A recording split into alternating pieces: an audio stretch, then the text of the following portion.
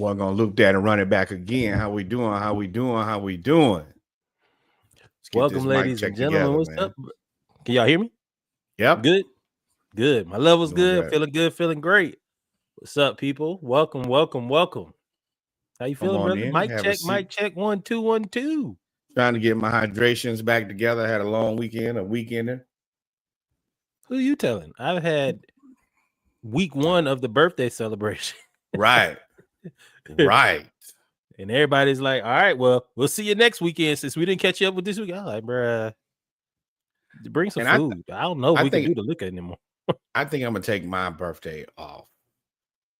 I was gonna work, but I was like, might as well. There ain't no point in me going to. My boss told me, he was like, bro, if I find you working on your birthday, or like your daughter got a recital and you want to get a couple hours in, he said, man, I'll fire you myself. I said, okay. I got the time and there's no reason for me not to do it. So yeah, I'm just celebrate your day of birth. That's right. a reason enough to. But y'all know what it is, man. We do mic check Monday Night Raw, man, and we happy to be here. We do mic check. We talk about our baseball news, hockey news, anything that's not really football, basketball related. Or HBCU related. Got a few things we're gonna talk about today. Now look, Norwood did this. Kind of wow. But I put it in the group where we had our pre-pod. I put it in the group because I'm gonna race this thing out a little bit. I ain't race it out. Pittsburgh did. So no, this is more stupid than race based, on my opinion. But okay, we can show the people here. For all the go ahead. For what you see right now in the outfield, I believe that's right field at Pittsburgh Stadium, you see a Surfside iced tea and vodka advertisement, if you will.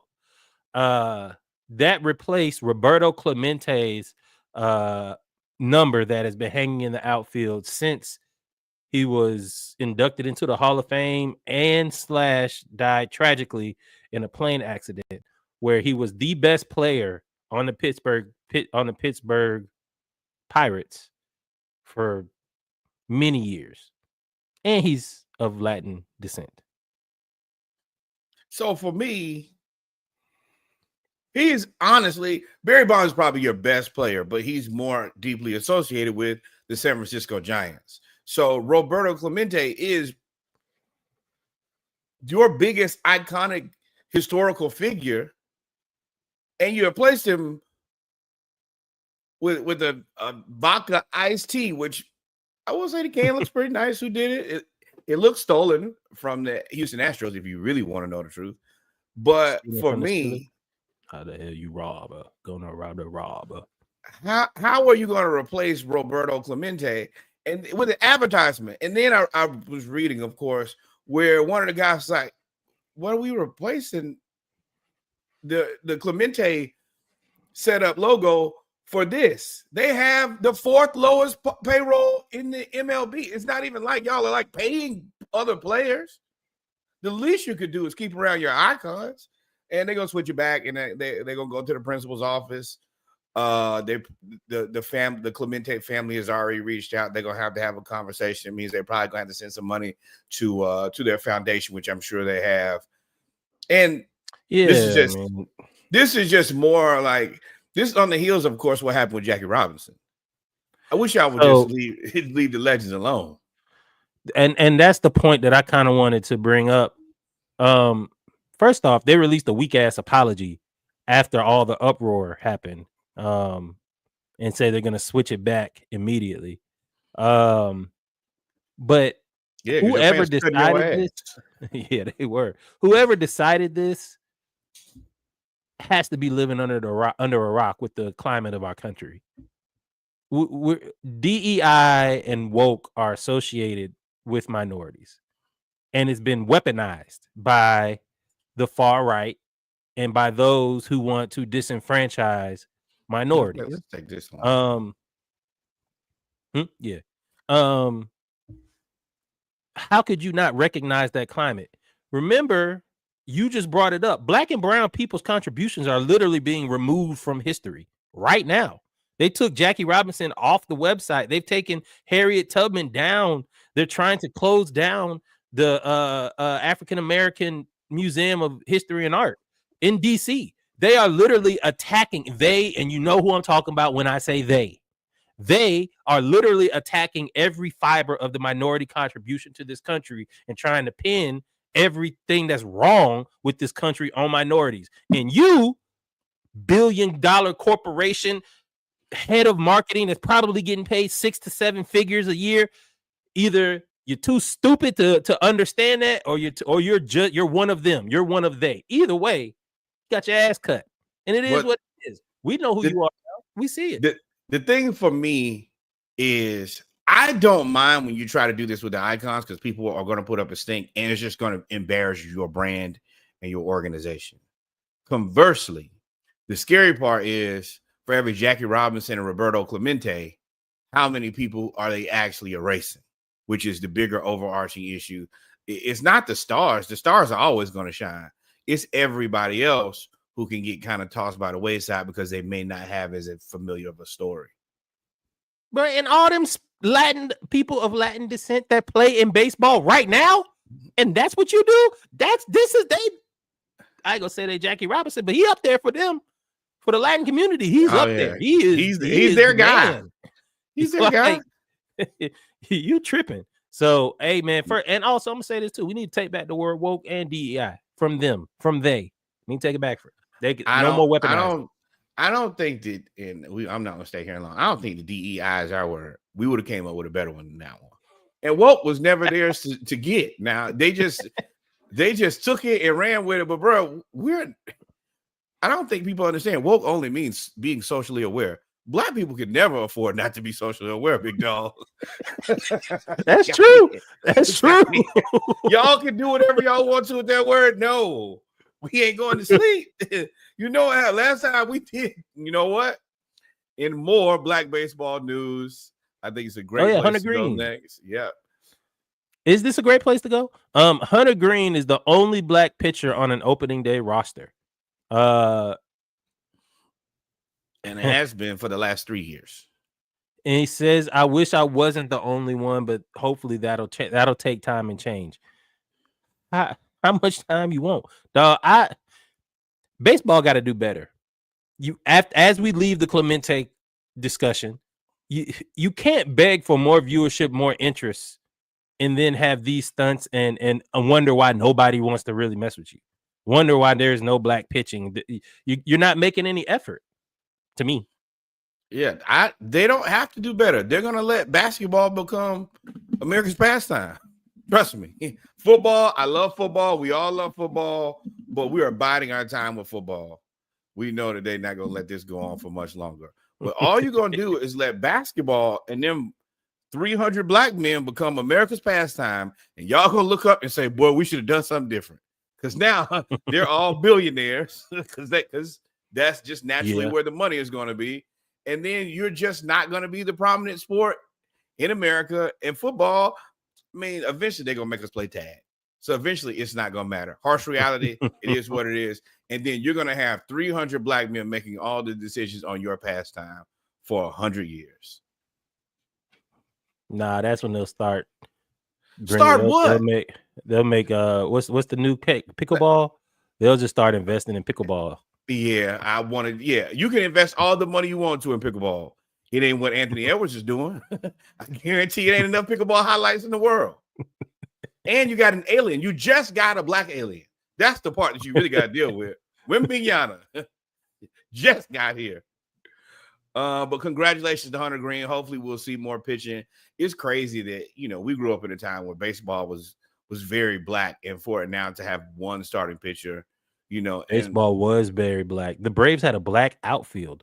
Like the best players in baseball, the pitchers were white for the most part. No, but think about like a guy like when we was growing up, Dontrell Willis. He was an icon to us just because he was him. Yeah. I mean, and I saw that on Instagram. If you think about the Florida Marlins, that's the guy who I think about the Florida Marlins is Dontrell Willis. But we're not gonna be able to lead here. Congratulations, Hunter Green. Congratulations. And here we go. Y'all, so y'all see the little background, you know what I mean? Threw up the Dion jersey, got it signed, gotta have it.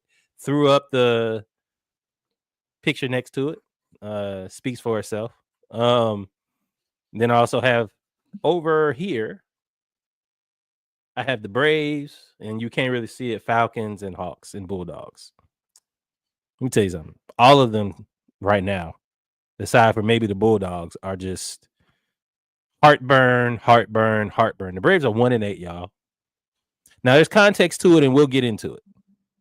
But harsh reality. The Braves, as of today, are 1-8. We are last in the National League East, and I believe no. We're in the last National in the League. Major League Baseball, and we don't have a cheap roster, and we have a bunch of good players. We do get Sean Murphy back, I think, coming up here pretty soon. Of course, Ronnie, we're still waiting on him, but this team is good. This team is good without Murphy and Acuna. And well, okay. The team is supposed no, I'm not. I'm not getting away from that. The roster is good. The play has been bad. The hitting, the lineup is good. The pitching has been sus for a couple years. We lost Max Fried. We did not replace him. I don't even think we've gotten Spencer Strider back yet. I don't believe. No. He's not gotten Spencer Strider back. And I think AJ are both doing like relief assignments, preparing to come back, which they pitch well in, which gives you some fine, hope. But they're not here now.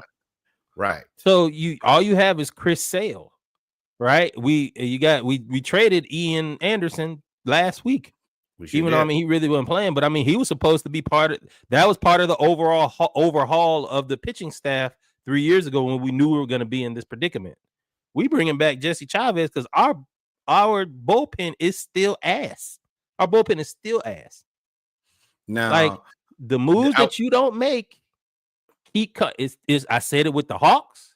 I said it with the Falcons. I'm saying it with the Braves. The moves that you don't make that are obvious always come back to bite you in the ass.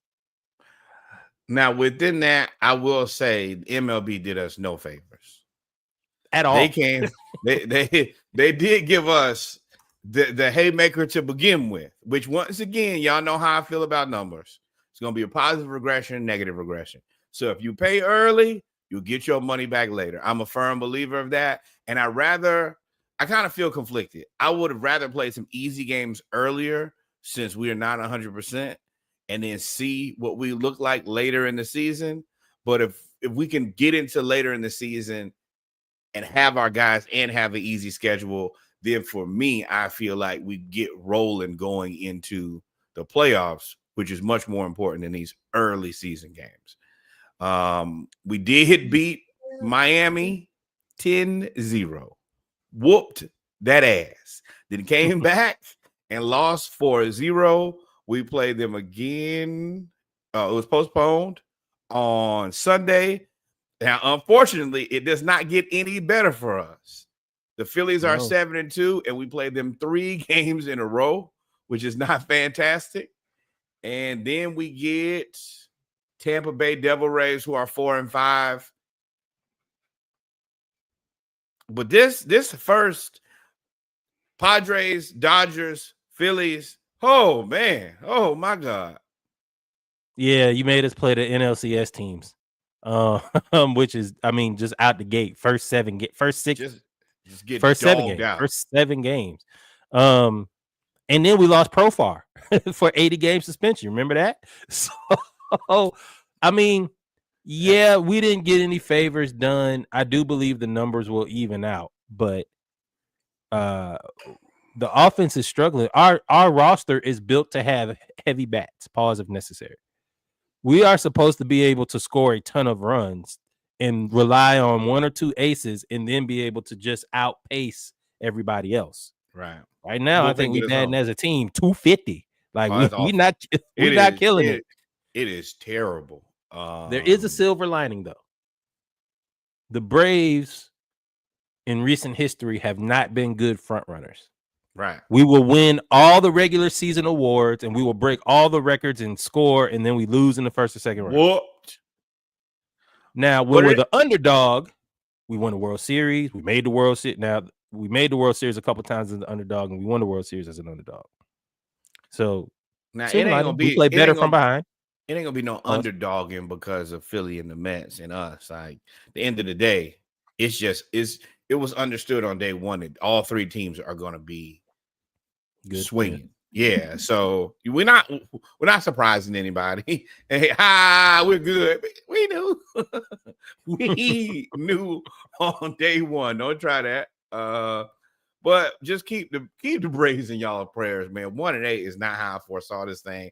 As y'all know, specifically, at least Reggie has the Bulldogs. At this point, I got one team, and I can't even say nothing about them right now.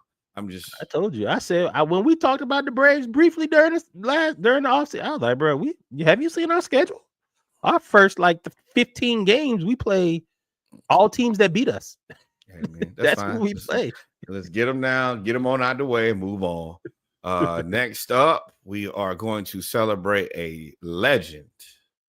Oh yeah, hockey. Yeah, this is a big deal. So Alexander Ovechkin has broken Wayne Gretzky's all-time goal scoring record. He broke it in the same amount of games that Gretzky played. So in 1,486 games, he tied it, while Gretzky got the same number, 894 goals in 1,487 games, and he broke it in game 1,487, cementing him as the greatest goal scorer of all time. This reminds me of the LeBron James breaking the scoring record. We're seeing a bunch of records that we never thought would be broken being broken. And it's his name. Like Wayne has one of the best names. He's the great one. For you to break the great one's record puts you in a rarefied air, to say the least. Congratulations to Ovechkin. I know that the Capitals fans are excited about it. They've made it very clear. And Wayne Gretzky has done a fantastic job of being there, being present, because you got to kind of follow him around because you don't know how many goals he's going to put up. And then to finally execute and do all of that, it was great. Yeah, it's fantastic, man. And he got his ring. Gonna go down, top 5 in history. Got to be. So shout out to Alexander Ovechkin. Ooh, I don't know if top 5. I don't know of a sport where somebody leads them in the best scoring in any sport isn't. I mean, you got Gretzky, you got Howe, you got it's tight. Ain't none of them score that many goals. He got a championship. Yeah, but the other guys that's unfortunately where he kind of gets put in that LeBron category, as he has the least amount of championships. I think he has 1, and everybody else has 3 or 4. So it's just. Well, I mean, but LeBron is widely considered 2 or 3. So I mean, right. But I'm saying, if LeBron only had 1 championship, where would we put him then? That multiple championship does put you in a. It does put you in rarefied air. It puts you in the G14 classified, as Shaq says.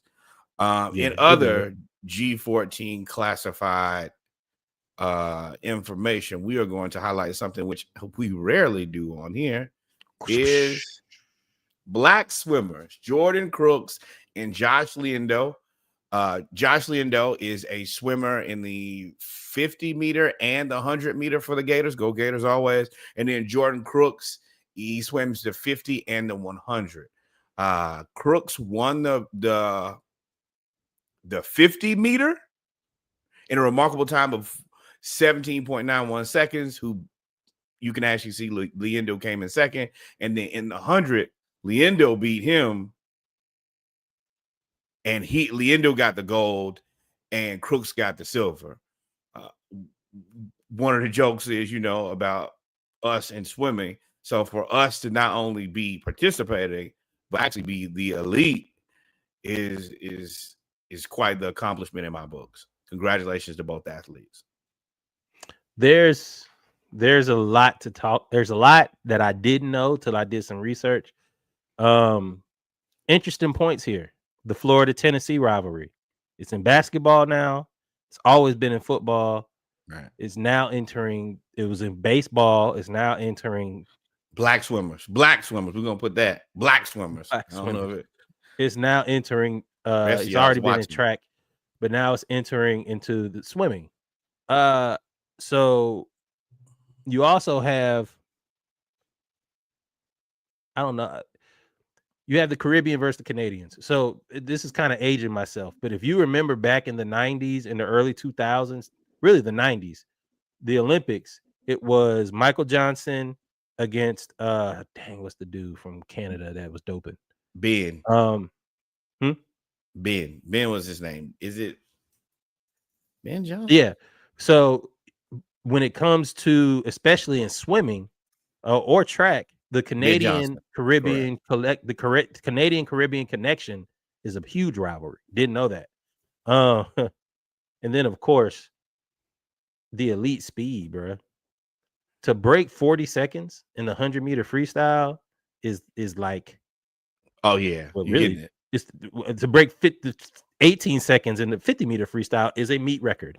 So it's like, pause if necessary, boy. Woo! That boy want to discuss the meat records. It's out of Hand, my friend. Man. You got it on the screen. No, I don't got it on the screen. For sure. But yeah, like you said, man, black swimmers are never like really highlighted like that. We talked about Howard, where you were only going to get that from us. We talked about Howard, so now we're talking about the D1. Right. That's the thing, is we have so many black outlets who talk about all the rest of the foolishness that happens in the, which I don't even like to say, in the culture, and then you actually have some real excellence and some people doing some different things. And it's just us, but that's the reason we tell you, like, follow, subscribe. We're the best podcast in the world, always have been. We approaching 200 episodes because we talk about real things and real people. Yes, sir. Speaking of real things and real people, you can't knock Jordan Brand, dog. Jordan Brand, shout out to Nike, because the fact that they even can get paid off of this is great. Michael Jordan is forging into so many different sports. He's in NASCAR now. Now he's entering into what you call the X Games or snowboarding. They signed their first snowboarder, Zeb Powell, black dude, professional snowboarder, who basically has his own, I kind of say, distinctive style. He won the gold medal in the Olympics in the Winter X Games, 2020 Winter X Games. Yes, and I want to make sure that y'all understand, as a callback, he is the first and only black gold medal snowboarder. Yep, that's him. He's basically him of snowboarding. And Jordan Brand signed him to a deal, which also marks their first athlete from the Winter X Games, and basically winter sports. So shout out to Zeb Powell, shout out to Jordan Brand. I wonder if they're going to sign other players into the X Games. And I should have known this. Of course, he was from Charlotte, so of course the North Carolina connection. Jordan doing all right now. I will give him his credit, and it's and to be very hyper focused on black athletes and women athletes. I think that's kind of where we are as a time, but to be in the forefront of it, MJ done got a lot of hell now for the hell that he's got. Ooh, you took the words right out of my mouth, dog. He got a lot of hell for years. Yeah, for the hell that he's got. Kudos to being aware. Sometimes you just got to be like, hey, man, I'm going to do something different, and we're going to do it differently. So, yeah, congratulations to Zeb, and congratulations to Jordan doing better. Yes, sir. But, ladies and gentlemen, I believe we come to the end of the mic check. We're going to take a couple minutes, get set up for episode 185 of the Splashcast Monday Night Raw. HBCU news around the culture, hoops, of course, which is going to be the main thing we talk about. Boy, I can't wait to talk about the evil empire of college basketball getting their heart broken again. And then we'll also talk about football as well. Make sure y'all can get out y'all Ubers. Doors do not jam. With that being said, we'll be right back. Anything else? Like, follow, subscribe.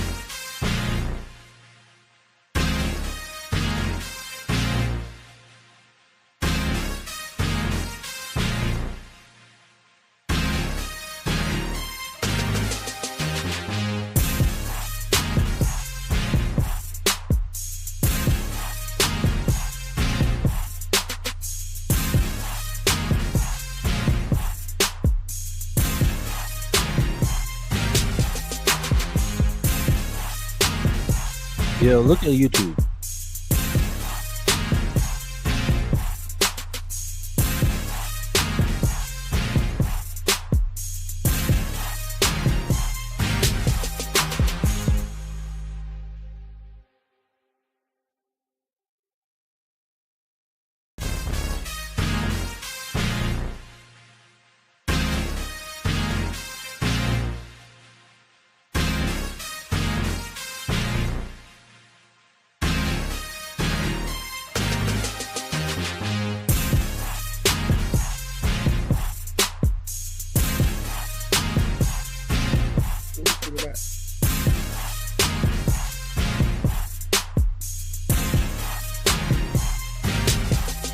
Well, that was really strange, but we're gonna keep on rocking. Don't know why. Don't know why.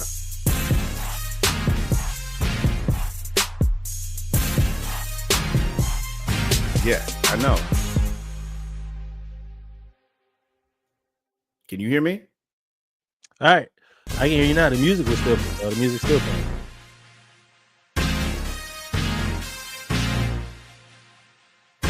Ladies and gentlemen, y'all talk us through this as we continue. Yeah, the music. I don't know how to use it. We're going to take we're going to attempt to take a quick break here.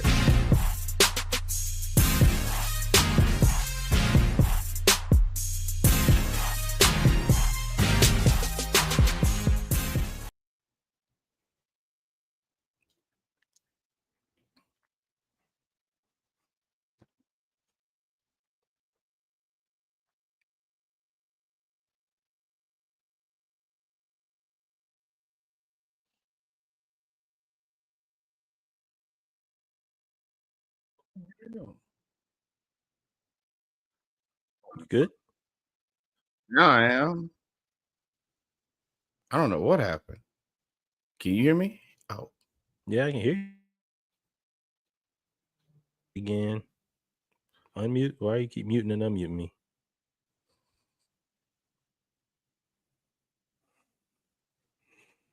Do. Ladies and gentlemen, we are back with some difficulties of the technical variety. A callback to way back in the day. Technical difficulties is the name of the first episode. Yes, sir. But welcome, ladies and gentlemen, to episode 185 of the Splashcast Monday Night Raw. I'm your co-host, Reggie. I'm your co-host, Norwood, and I'm driving this car. I might not know where we're going. Yeah, that GPS, the battery went dead on the rerouting real quick. Rerouting. You're like, hey, bro, help me. Y'all know what it is. So if you're watching this live on YouTube, you got a sneak peek. We were just sitting here, and I just happened to turn on the YouTube to see where we were. I was like, is that live? Is that us right now? Right. It is. But you could also see right here the screen saying, no, it's not. Podcasting is more difficult than y'all think. And this is a perfect time that if you would like to join the IoT Media and learn, there's not a better place to do it. Would you like to be the executive producer? We know a lot of y'all out there that like the podcast. Man. A lot of y'all that work in the industry. Hey, we are leaning on our friendships. That's what we're leaning on the everlasting right now. 40, turning 40. Hey, we got time is limited. So if we friends, if I can help you. If you can help me. We need an executive producer. Also, if you want a show, just come on here, ready to work. Yeah, come on, man. IoT Media Network. But y'all know what it is when it comes to episodes. Monday Night Raw. All of our episodes, we do our HBCU news around the culture, followed by either football or basketball, whatever is in season. So, of course, today it's going to be basketball. Then it will be football to round out the episode. If you're listening to the recording or playback of this, go back and listen to Mic Check, formerly known as the pregame. Talked about Braves. Also talked about the Foolish Pirates and Hunter Green and the state of culture and the state of baseball in the minority culture, as well as Jordan Brand, and we celebrated Black swimmers. Wow, that was a lot. Let's get started. You have this Mickey Joseph clip? Absolutely. Here, and if they're sophomores and they have a big year and a group of five or a power five approach them and they have the finances to pull them out of there and I can't match the finances, then you know what, they're going to go. That's part of it. Coaches been doing it for years. So we shouldn't get mad as coaches when these kids make decisions to take care of their family. Because like I said, I'm going to say it again, coaches been doing it for years. But I also think there need to be a buyout. If they move up from me and go to group of five and power five, I should get kind of a compensation for that, you know? So NCAA, if you're listening to me, I need a buyout.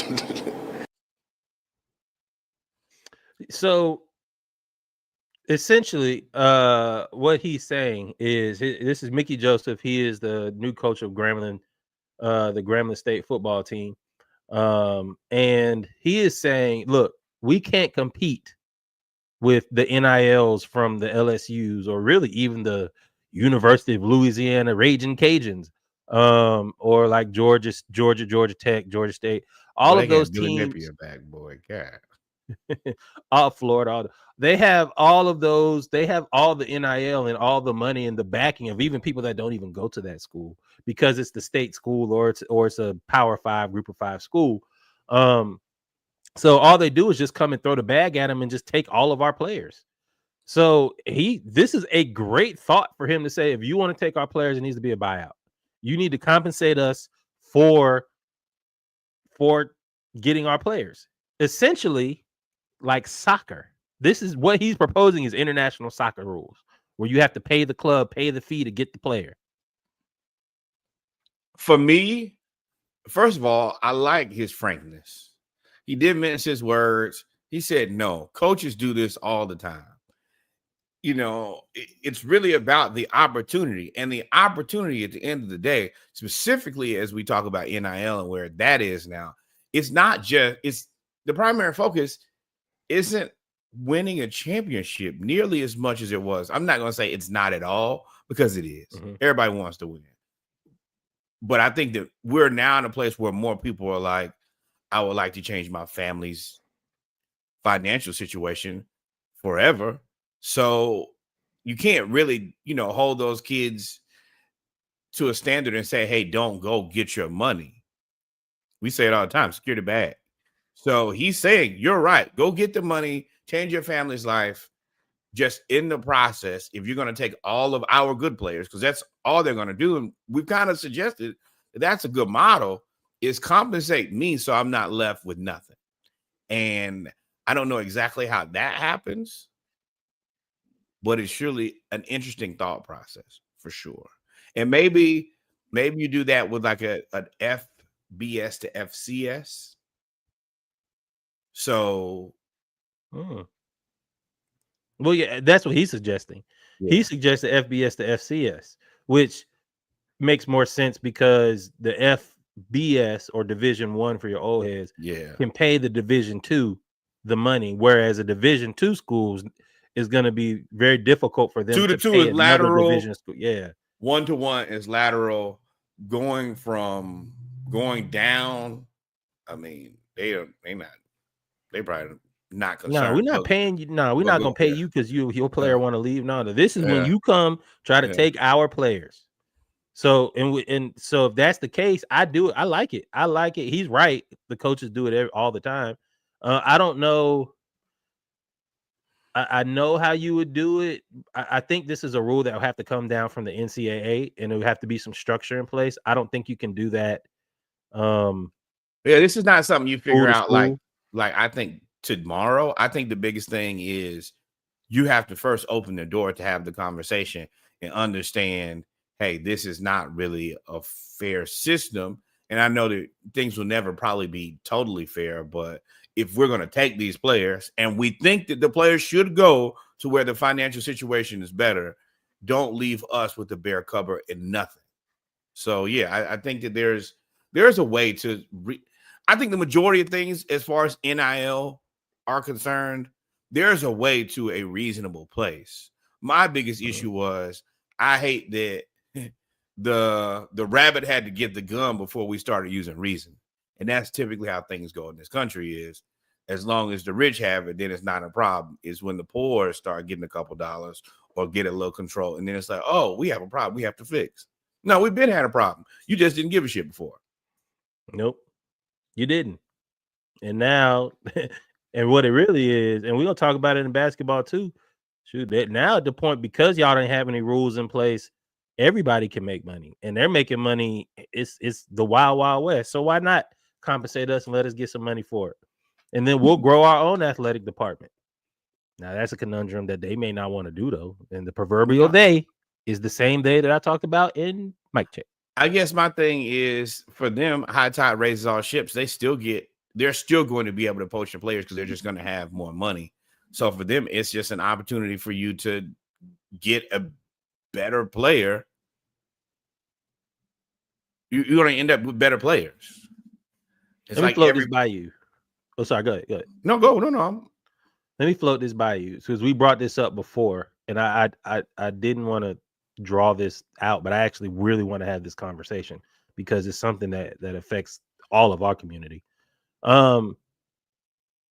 what do you think about like feeders? Like, there's the unofficial feeders of Florida State and FAMU.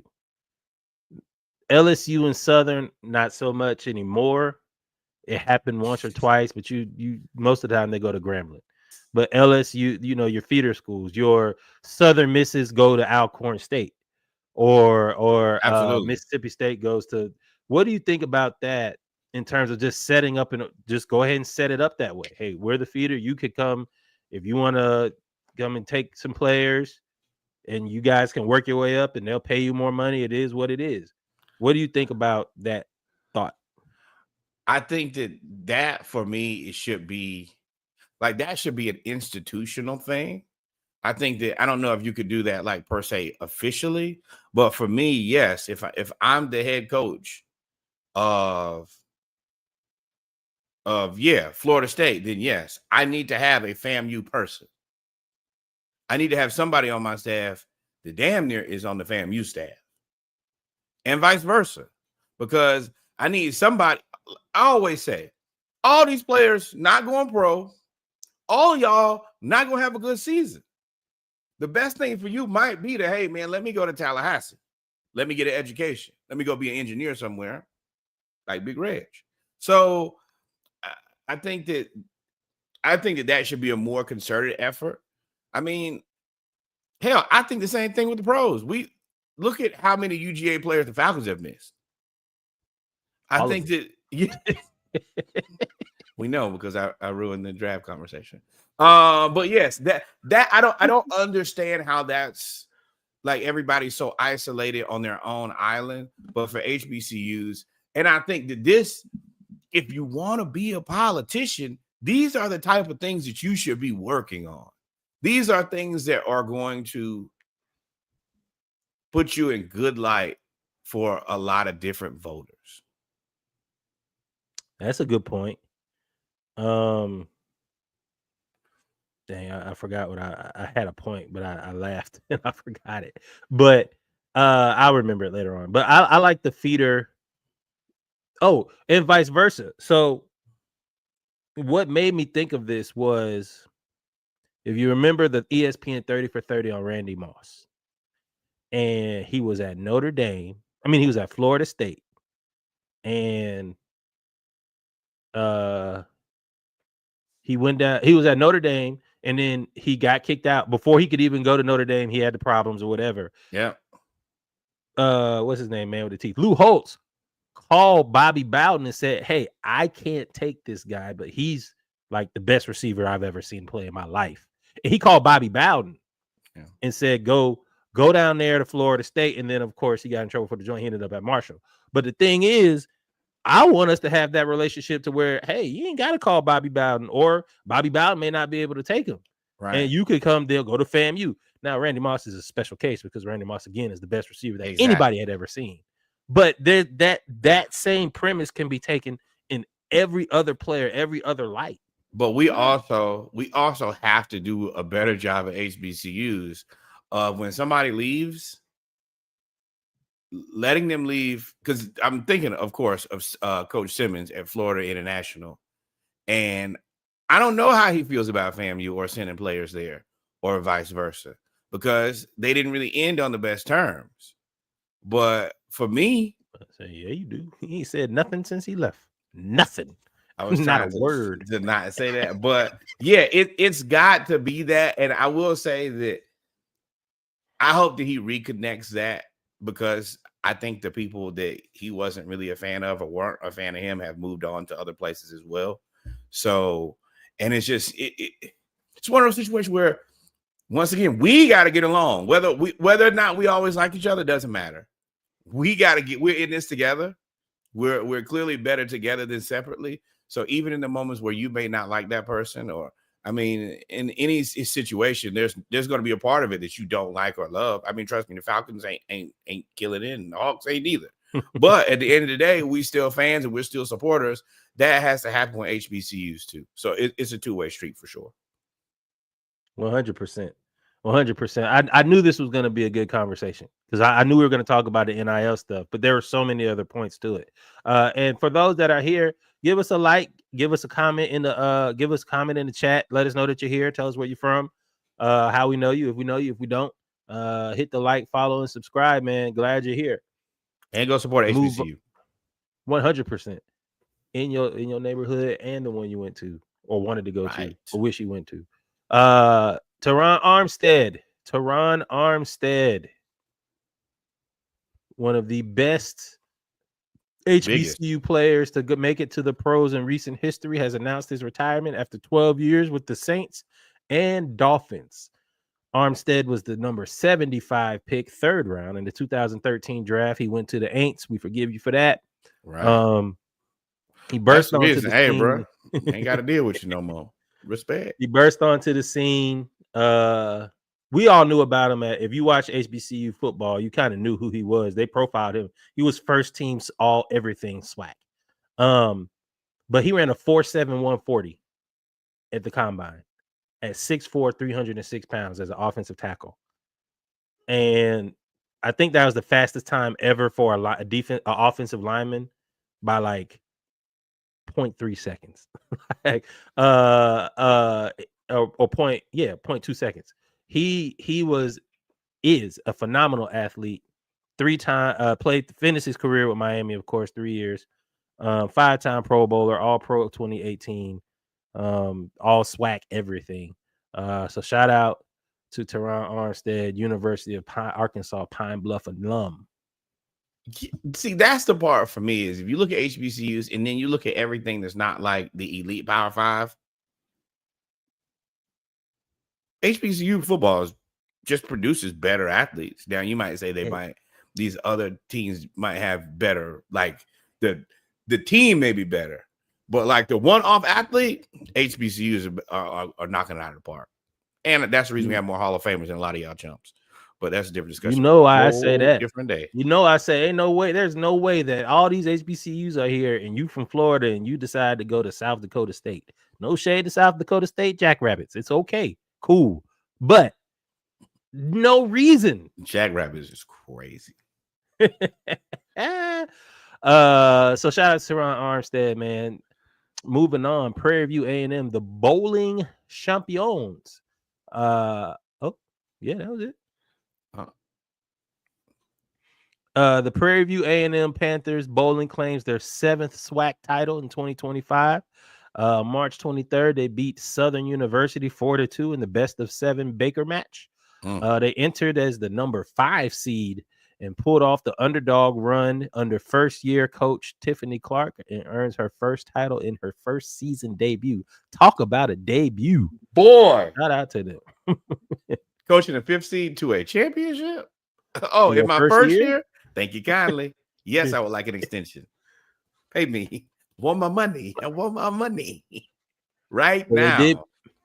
They did make it to the regionals, which is the next step, where they played Belmont Abbey, who I believe was like the number 1 seed.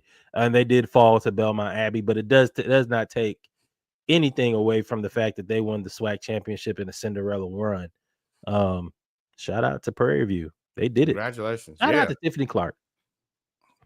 Yeah, and pay her money. I want to make sure we say that enough and more, like Joe said. Yeah, they will, because you keep winning. Like I said, you keep winning. Somebody's gonna come get you. That money's gonna be somewhere. But y'all know what time it is, ladies and gentlemen. We have come to the end of the HBCU news around the culture. We are going to take a quick break. I believe it's drink time now, right? I'm not mistaken. Just a little bit, a little carbonation, maybe. All right, yeah, we got it. It's basketball. We can do it. Yeah, so we'll talk about basketball, Hall of Fame inductees, NCAA, of course, and then we also have the Hawks.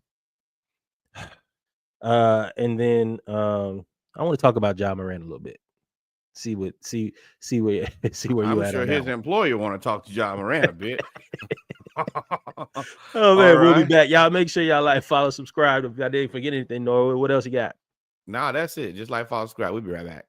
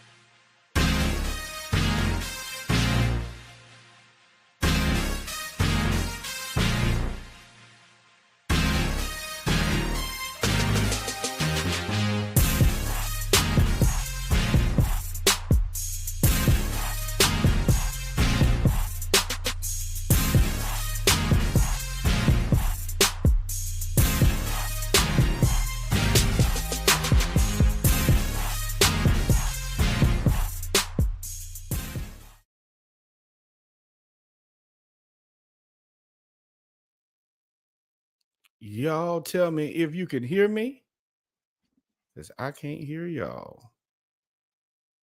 I can hear you. I haven't said anything. There we go. All right. Well, you should be able to hear me. Yeah, my headphones been fighting with me. They have been fighting with me. But what they can't do is they can't beat me and cannot disturb me. Ladies and gentlemen, we are back. We are back. We are back. We are back with drinks over here. Shout out to the Yeti. We are here with hydration. Shout out to that. And we are here to talk basketball. Basketball. Basketball. Basketball. Let's start out with the 2025 basketball. No, before we start out, y'all like, follow, and subscribe. Fair enough. Y'all heard what the man said. Do it. Do it now. It's my money and I want it now. But here we are. We're going to go right here to basketball 25 class. I'm going to do this as a quick hitter because it's a bunch of them. Carmelo Anthony, Billy Donovan. Shout out to the Gators. You already know what it is. Dwight Howard, Sue Bird, Maya Moore, Sylvia Fowles, Mickey Arison, and referee Danny Crawford. Congratulations to excellent careers.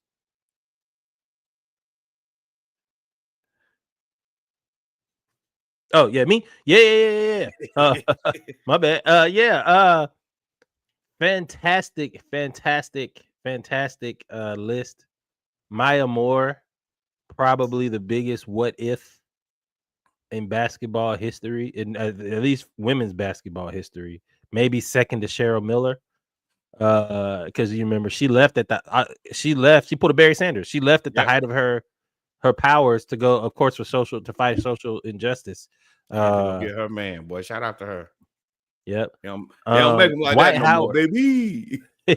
Sylvia Fowles, two-time NBA champion, WNBA champion, all WNBA gold medalist, all of those things. Mickey Arison, of course, put together the Heatles with Pat Riley, along with having those Heat teams of the earlier years. Danny Crawford. I like it. Sue Bird, Billy Donovan, of course. Billy, yeah. Two-time champion, baby. You know how Billy been holding me down for so long. So one thing that I can talk about, especially that my Gators have been in the tank, is who else got 2 football championships and who got 3 football championships and 2 basketball championships. And that's why you don't really talk real bad about the Bulls. You always be like, you don't talk too bad. I like the Bulls.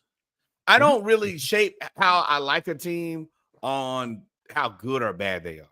I look at a team for their potential and say, this is interesting to me.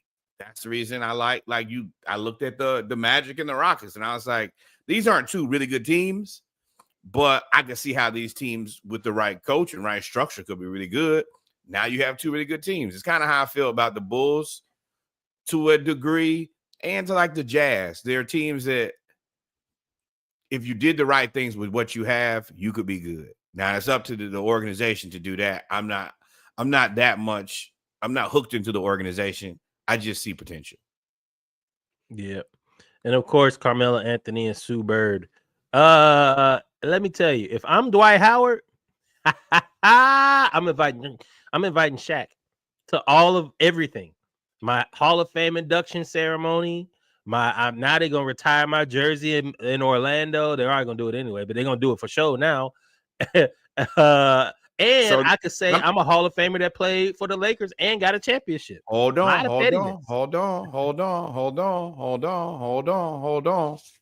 Orlando Magic have not retired Shaquille O'Neal's jersey.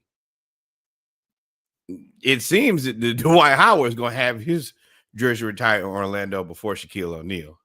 That now. There are a couple of things, and this is why, and this is, I guess, the perfect time to have a conversation is youth sports organizations have to have some foresight. Your pettiness is going to make you look crazy. Shout out to the Cavs. They backtracked on the pettiness. Retiring Dwight Howard's jersey. Number one, I told y'all from day one, Dwight Howard, Hall of Fame. And I'm going to say the same thing for Rudy Gobert now because some of y'all are stupid. Dwight 100% deserves to be in the Hall of Fame. I think Dwight Howard deserves to be in the top 75 and not AD. It's a different conversation for a different day. Easily. But I think that, you know, antics, shenanigans aside, Dwight Howard's just a better basketball player. And when we found out that he was only like 6'9", 6'10", really a much better basketball player. So that's embarrassing. Version of Alonzo. Y'all forget he beat the Cavs. Him. A team that was centered around LeBron and a team that was centered around Dwight Howard. The Dwight Howard team won. And he said they were going to win after the first game. That's what I don't like about sports, I guess, more now is that it's because there's so much social media. When people he wasn't that good. Are you crazy? Dwight Howard was a murderer. One of the best basketball players. And trust me, every center in the NBA knew, boy, he's a problem. He's going to cause problems for me every day. And we can also play right now. He could play right now. Should play right now. He's better than Jackson Hayes. I don't care what you say. And I like Jackson Hayes. He better. Hell, he better than Dominic Barlow for the Atlanta Hawks for sure. Every day of the week. But the other part about this that I got to bring up a little bit of pettiness is, what are the Nuggets going to do with the number 15? Joker and Carmelo? Yeah, everybody brought that up. I mean, Melo, we love you, bro. But this is another point I wanted to bring up on this list. I think Melo's the only one with no championship. Yeah, no but this is professional championship. This is the thing about that. Why would you give number 15 to a second round pick? That's you being an asshole. Yeah, they didn't like that he left. Now you look stupid. You gonna look stupid? They have to retire his jersey, right? They have to, right? How? They have to wait for both of them retire and then, hey, y'all both get it at the same time? So you think they gonna Orlando Magic Melo? They're not gonna do nothing the way they do Shaq? Not my problem. See, I'm almost 40. I acknowledge when you did something stupid and now you have to figure this out. Pittsburgh Steelers. When y'all keep doing stupid things and then don't ask me. No, you didn't ask me before you did. I don't know. Good luck. I'm gonna tell you. B, C, or D. None of the above. Right. None of the above. That sounds like a problem to me. That sounds like a problem I don't want to figure out. But you're embarrassing your organization is what you're really doing. And I don't think that people are taking that into consideration. You're just doing things out of spite and pettiness, Pat Riley. And then you're going to look up one day and they're going to be like, oh, well, it was him. Look at where Phil Jackson ended his career. They was blaming him. That New York run, it's a whole generation of people who think Phil Jackson is mud. I mean, that New York run, yeah. You earned it. But it's the same thing. Poor brand management. You did the wrong thing, and look at what you got you. Yeah. But shout out to the 2025 Hall of Fame inductees. I like this list. I like very good list. Respected list across the board. Mm-hmm. And all of y'all can disrespect him other than the people who played against him. He had y'all stressed out, and we saw it. Speaking of people who are going to stress people out here in the future, this is AJ DeBanster. We're going to get this to play. And maybe it doesn't want to play. It wants to hate. This is AJ DeBanster jumping over Angel Reese. And for whatever reason, it does not want to play right now, which is perfectly fine because me and Reggie can part right through it. Angel Reese is tall. AJ DeBanster is a superhuman athlete who is going to be an elite basketball player. And BYU paid the right money. I'm not going to lie to you. I didn't realize. A lot of times it's hard for me to watch prep basketball because I don't have the time, but two, a lot of their highlights come from they're the best player. They're the best player by far. No, that ain't what I'm trying to do. Oh, this thing is. There we go. So that ain't. He's the best. When you see people play and they're the best player by far, it's hard for me to gauge how good you are, how much of a freak athlete you are. If you 6'9" and you playing against a league where the tallest person is 6'3", it's like, all right, bro, we see you, bro. When he was now he jumping over people, and they showed him in a scrimmage. We was playing other top athletes. I was like, oh, he's good for real. Like he's for real, for real. Yeah, everything that you saw in Cooper Flag, you're going to see in AJ DeBanster. They're just making more of these humans now. Because y'all saying stupid stuff about Cooper Flag, and I can't wait to get there. We're going to talk about it. What you think? They're saying they're stupid. You think he's the greatest one-and-done player of all time? Oh, nah. That's crap. That's the Krills. They call that the Krills. No, that's that bad dope. That dog food. Nah. Is he one of the best prospects? Good basketball player, but the thing about him is Cooper Flag is future facing. It's NBA. You're not better than Kevin Durant. You're not better than Melo. No. You ain't have as good a year as Anthony Davis. Correct. Yeah, all of that. Now, where you might be able to get into some consideration is he probably the best? He probably not the best Duke player. He's the best Duke one and done player, maybe. Why? That's a lot. Why? I mean, are you talking about from a production standpoint while playing, or talent? One and done, because the Duke players that are really good, like Grant Hill, wasn't a one and done. So Jason Tatum was. Kyrie Irving was. He was a 13 game and done. Yeah, so that's the reason I don't count Kyrie, and I think that Cooper Flag is probably better than Jason Tatum in college. I have to go back and look on the stats for that to be sure. So that's why I was asking: are you talking about like stats, or are you talking about talent? I think he. It's difficult because Jason Tatum's like effort, what got him to the next level was the work that he put in. But I think at this point, Cooper Flag is probably a better talent and a better prospect. Well, yeah, 100%. Because Jason Tatum, what was Jason Tatum drafted in that draft? Wasn't 1. 4. Yes, and I think that if hold on, let's go to the internet. Now, in the redraft, I think he was 1. Let's see here. Jason Tatum draft 2017 by pick. Markelle Fultz, no. Lonzo, no. Then Tatum.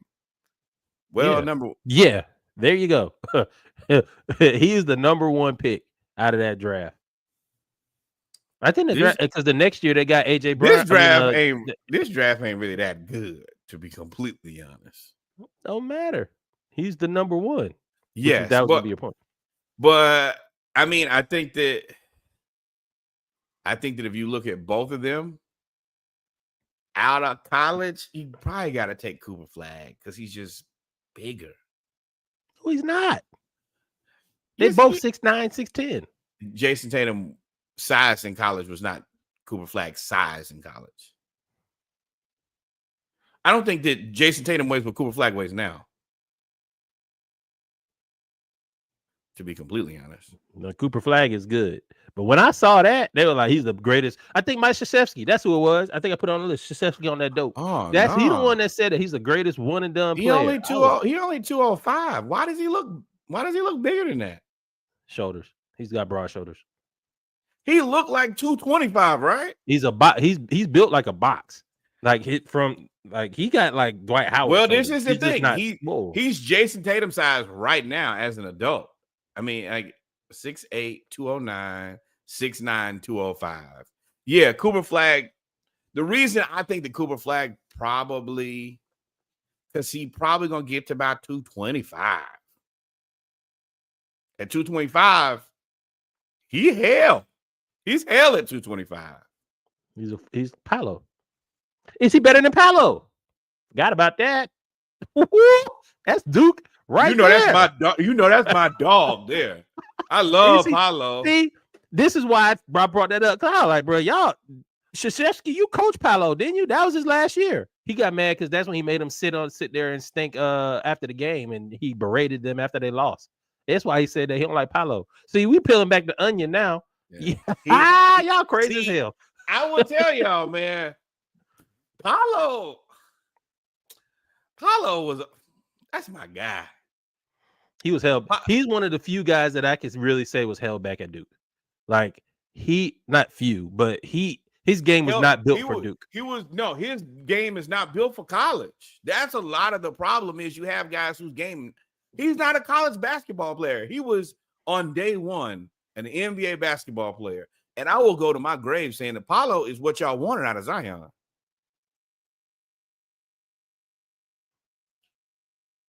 Yeah. I mean, Paolo's 6'10". Like Paolo, and shout out to the Magic who told y'all, look, we like Chet. But this dude right here is 230 right now. He's 230 right now. It was like, nah, we getting. I would like to see Paolo do one LeBron James kid in really great shape. Like, you can tell that he works out, but he ain't in the greatest shape. You can tell he's physically gifted, and he leans on it. I would like for him to probably lose like 10 pounds and be like elite endurance. Luka done lost like 20. Nah, stupid ass Dallas.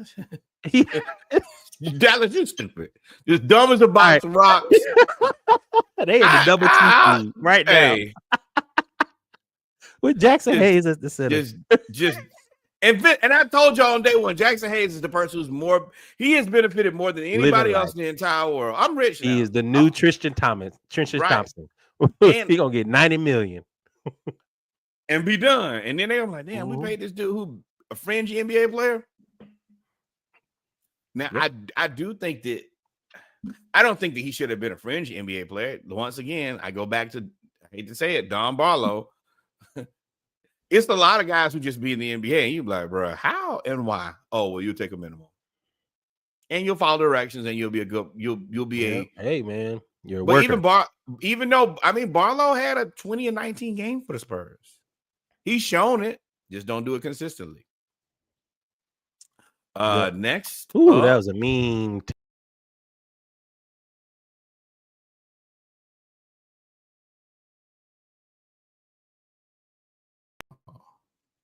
There we go. We back.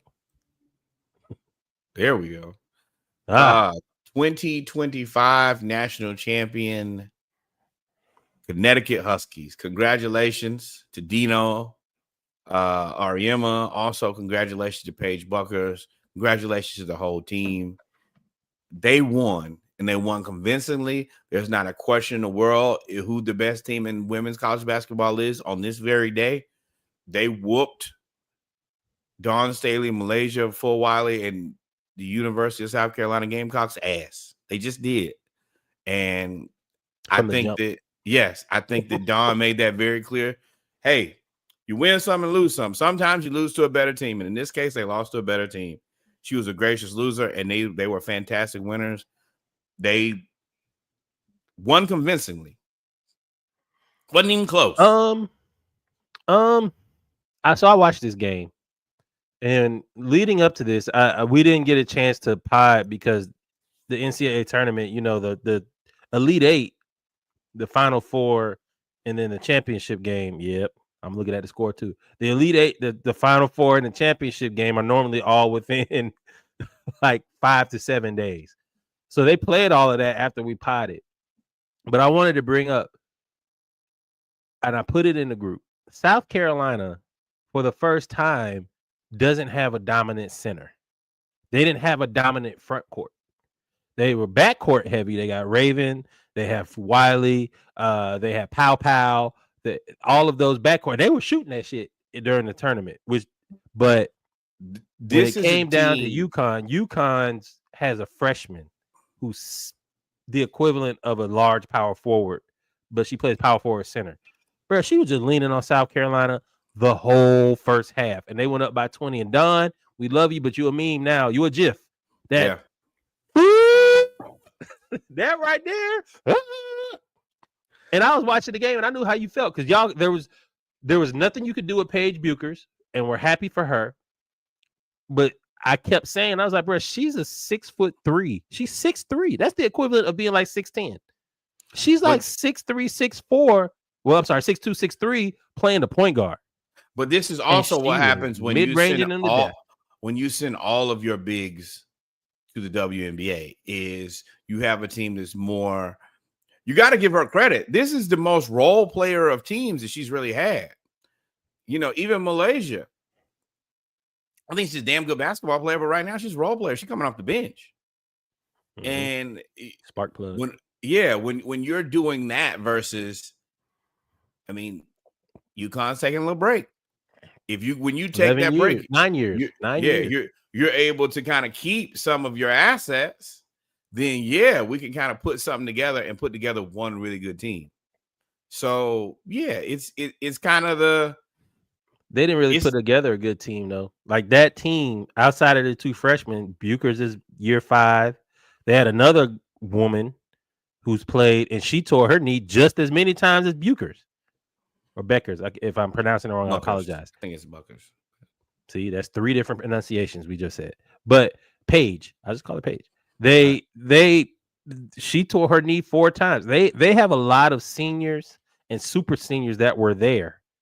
And UConn is a sorority. UConn basketball is a sorority. We got to bring you. It's like the U football. We ain't gonna be down this decade long being down. That doesn't sit well with them. There's a picture of them in the tournament, and you have Sue Bird, Rebecca Lobo, Maya Moore. You have all those players sitting behind the bench, coaching them up because that's the culture that Gino has built. You got to give it to Gino, man. He's now won, I think, in every decade. Oh man, that ring collection is crazy. And back on the hunt. Hey, nobody got more rings than me. Don and WNBA don't leave. They might as well come back.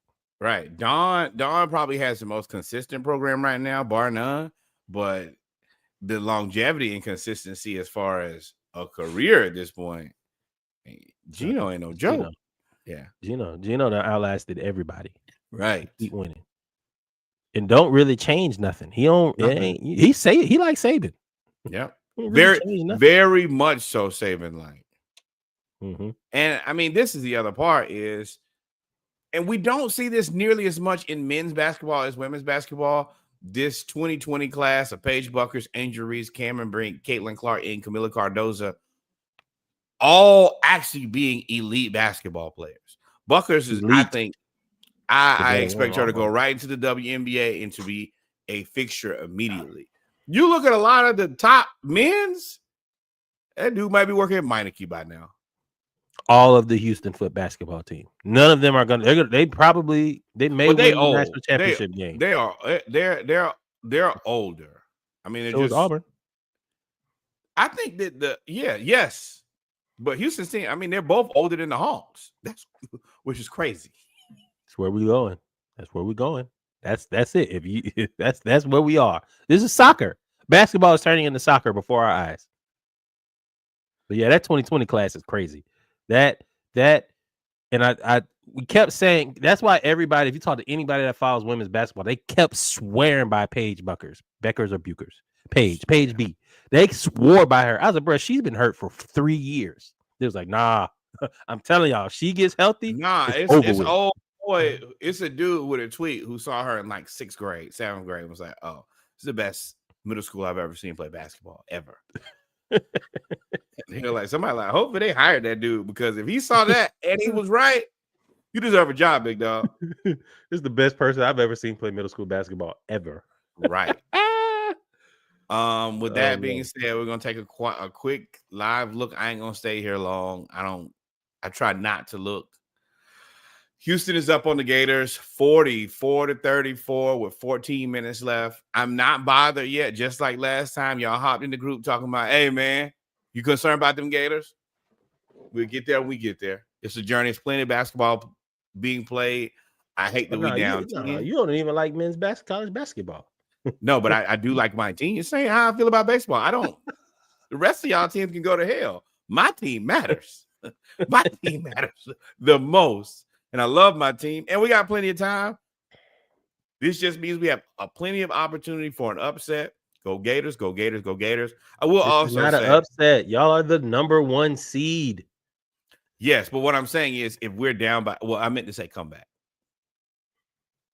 Don't nobody, y'all came back last game. Literally. Right. I don't believe it. In the last 3 games, y'all have come back. I'm gonna be very honest. Houston is just an adult basketball team, and Kelvin Sampson is a hell of a basketball coach. Shout out to Kelvin Sampson. Yeah, they practices where they diving on the floor, fighting each other, punching each other in the face. He's shown me a couple things that I have to just say, look, he is an old school basketball coach. He makes everybody make 150 free throws before you leave the gym. Everybody, they run a mile at every practice. And if you put that together, great coaching, excellent discipline, and you have players that are older and more mature, you're in a unique situation to win. But they also showed the video 9 years ago where Kelvin Sampson was walking around to U of H like students like, hey, come to the game, come to the game. He built it. He built this from the ground up. So I give him a ton of credit for it. If we do lose, who he reminds me of? Who? Nolan Richardson from Arkansas. Very much. Very similar philosophy. Very similar. We're gonna be tough. We're gonna be tough. We're gonna be tough.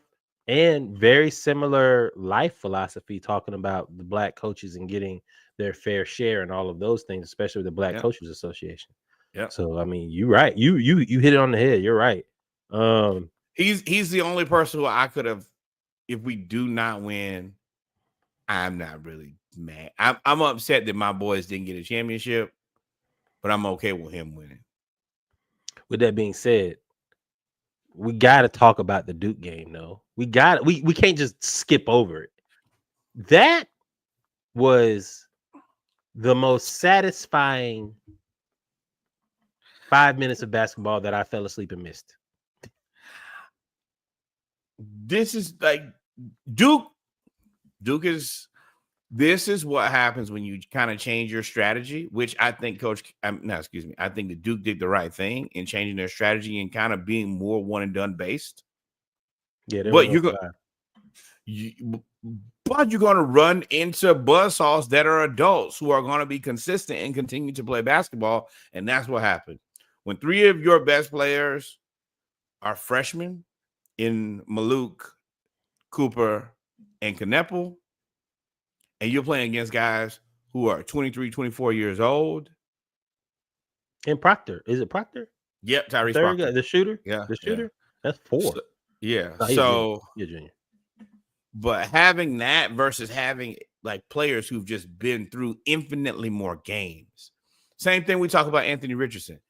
Reps matter. And game reps matter the most. And if you played a ton of game reps, you're just infinitely more prepared for these type of situations. That center hit them free throws. He said that's where the whole story came from. He's like, man, he started out shooting 60% from the field, 60% from free throw. But every day since June, 150 free throws every day. Well, yeah, if you keep that level of focus and connection, then eventually it's going to net out. Now, where I think that Houston is going to be interesting is I don't know if any of these guys are, what their professional prospects are, if any. Now, this is my other thing about that, though. I don't care. I think that sometimes people kind of get too over-evolved in age.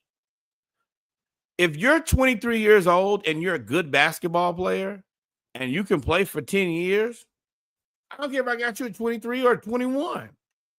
I think that sometimes, but that's like Dame Lillard. I don't think any of these guys are Dame, like not even close. Right. That's my only thing about that is I think that sometimes you want to go so young, but you get these guys super young, they end up not being in your organization. 3 or 4 years later, they're on a whole different team anyway.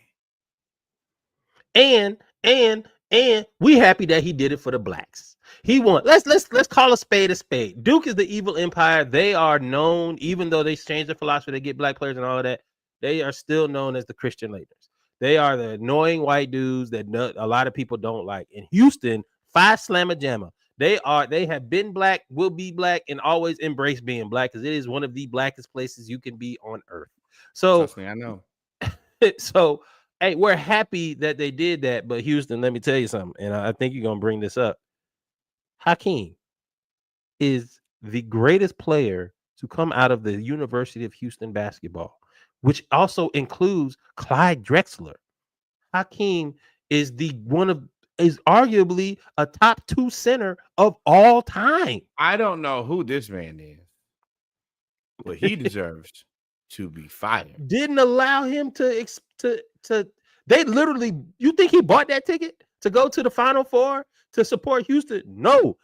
Here come Florida. They put him there. He is a beast. He is University of Houston basketball.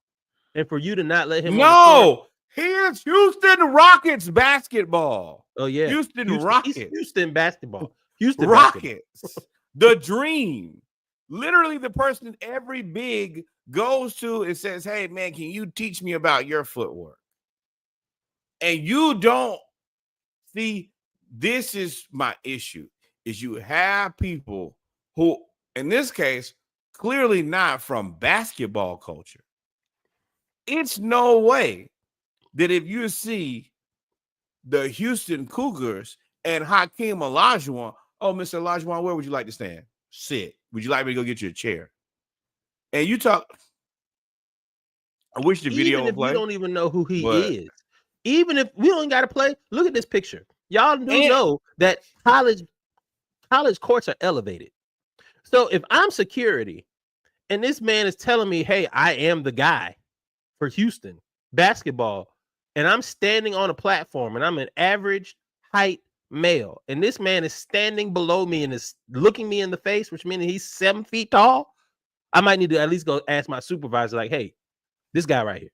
Then if you look in the gray, you can't see it because the video refuses to play, which is annoying. But you see the gray man in this. You see the man in the gray suit right there. He's trying to tell him, bro, that's the dream. You ever heard of Dream Shake before? That's him. And you take your job too seriously and you embarrass yourself.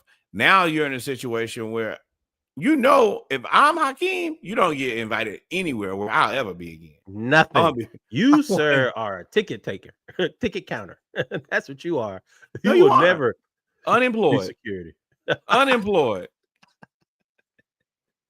And you're in Texas. It's not like you play in the Final Four in Indiana. You're playing in San Antonio. I am one of the greatest basketball players to ever exist, and you would not let me on the floor for the place where I went to school. I built Houston basketball. Houston basketball. And they said that Hakeem is too pacifist. You're right. We have to get back to slapping. We have to, right? Who was that he slapped? Vernon Maxwell. Yes, Mad Max. Mad Max went and slapped a fan. So for Hakeem Olajuwon to slap him, he just said, cool. That had to be. He was like, that Nigerian nightmare. Right. Get out of me. Right. Humbly. Before we get to Flage, man, last thing on the Houston versus Duke. I really don't like Jason Whitlock. Jason Whitlock brought up DEI because Cooper Flag or the refs missed the foul call on Cooper Flag and said, you know, I normally would just chalk this up to a bad call that the officials missed. But because of DEI and all the race conversation, I'm thinking, hey, was he a DEI hire? And if he wasn't a black official, would the correct call have been made? Boy, shut the fuck up. If you thought that from the beginning, you can always say it's not race baiting or anything like that. That's just how you feel. That's the one thing I can say about this whole BS going on in the country right now. It's showing me who you are, or it's confirming who I already thought you were. Jason Whitlock, bro, he like worse than Clarence Thomas, or just as bad. I ain't gonna say Clarence Thomas Supreme Court justice. we have to ask ourselves, why do we care about his opinion? And I don't have one reason why I would listen to his opinion. And if I don't have a good reason to listen to your opinion, once again, not my problem. In more interesting news, Flau'jae will return to LSU. She will not declare for the WNBA draft. And her and Kim Mulkey will run it back again. I think that she is just in a position of making a ton of money. And no reason to rush. I think she said that a couple years ago, even when Angel was like, I'll get there when I get there. It's what I'm doing here, and she's going to be able to submit herself she's going to be the greatest LSU women's basketball player of all time, I think. I'm not going to say I'm versed enough in their history to know, but I think it's one. I think it's one out there that I'm missing. But you're right. This is an easy choice. Easy choice. You make more money in NIL than you do in WNBA. And I guarantee you, if she's as close to Angel Reese as everybody says they are, and as we see, our own eyes can see, Angel Reese was like, bruh, they paying you over $1 million. That means you make more money than I make right now off base salary. Y'all forget she also has endorsements, and whatever they decided to do, they figured out that whole endorsement thing where somebody was Nike and somebody else is Adidas or whatever it was. They figured that out because she be doing it. And you get what you get. That's all you get. That's it. And she a whole rapper. And they kind of just letting her be her. LSU like, oh, you keep playing basketball, you be you. Right. Yeah, you could be the other alternative is to piss her off and then she go to WNBA and then you not have nothing. And then you have to stoop down worn out tools like South Carolina. So no, you're right. Squeaky wheel gets the oil. This was an easy choice. There's no way I would have left. $1 million versus 64,000. Listen, you ain't even got to be good at math. That's a whole nother zero. And the other part is, too, that you really got to think about is they're waiting on that lockout. Mm-hmm. It's no point in me rushing when y'all can figure it out. I'll let y'all figure it out, and I not have to miss. Yeah, I don't need to join the picket line, right? At all. But she's also an asset to them. Like, hey, we still got more. We got more coming. So get right, or there'll be something for sure. Mm-hmm. So I'll probably sit it out too. Hey, this is not the time for me to go out. And that kind of makes you think about some other sports where the potential lockouts is. If you think that the season is going to be a lockout, especially with NIL, before I could understand how you might actually just take get drafted and wait it out. Now it's like, hey, y'all figure out y'all money. I'll get with y'all when the money is straight. This is part of not having leverage because you don't make enough money. Right. But y'all got mad at us when we said that last time. But it's cool. Y'all come around. We always say things 6 months in advance. It don't matter. Speaking of money, McNeese State manager Amir, in parentheses, I don't know who calls him Aura, is receiving significant interest from NBA franchises to join in some capacity. 5 teams, I think, have spoken to him at the combine, which is interesting. I love this flip here. Sometimes you just got to be at the right place at the right time and doing the right thing, and people are going to be interested and get phone calls. And shout out to McNeese State for vouching for him. He does apparently he's really loved in that locker room, and we already talked. What he had 11 last week. We talked to him, which I'm sure there's more. And for him to flip this, and shout out to the NBA. Hey, they recognizing it. Join the wave. Right. This is a win for all parties involved. For me, you get the culture from Amir. You get McNeese State gets a whole lot of notoriety, probably more notoriety through him than the actual basketball team. Don't even know. Nobody knows what McNeese State is. Let's be very real here. And then he gets to go to the NBA, and he's going to parlay this into a job. Absolutely. I don't see a loss. After he's already parlayed these 11 other NIL deals. at minimum, you're a kid who's starting out with a massive head start in life, and you didn't even have to be good at sports. Nope, not at all. Not at all, man. Shout out to Aura, as they call them. Right. Allegedly. They allegedly call Your him. daddy called you Amir. I'm gonna call you Amir. But here we go. We're now gonna move into what we call Hawks talk. I want to call this blood pressure time, stress, whatever it is. It's something. The Hawks had a rough week. They lost to Dallas on a buzzer beater. And this is the same day that Shohei Ohtani hit the walk-off home run on us. This is a rough day to lose to two Hall of Famers. Anthony Davis hit the game winner. Shohei Ohtani hit the game winner. I want to hear what you think about this game before I tell you about my thoughts on this game. Talking about Dallas? Yes. I don't think about it. I mean, I'm tired of losing. I'm tired of playing down. I'm tired of being inconsistent. I'm tired. That's what this Dallas game. There you go. That's my answer. This game made me tired. Because you saw what was happening. You saw what was about to happen. Like, it's not like this game was a huge back and forth, whatever. We were kind of winning this game. And then we'll give away a third quarter like it's nobody's business. Quinn, bro, you got. I ain't even gonna say you need. I just want middle ground, and we're middle ground everywhere else. But in the third quarter, we are ass, and I can't even say I want us to win the third quarter anymore because we rarely ever win it. Either win it or we get blown out. Either we score 40 or we score 8. So I just need you to be mid. If we would probably be out of the play-in if we were just mid in the third quarter. Just mid. I don't even need you to be good. Just be mid. Be 15 and 15.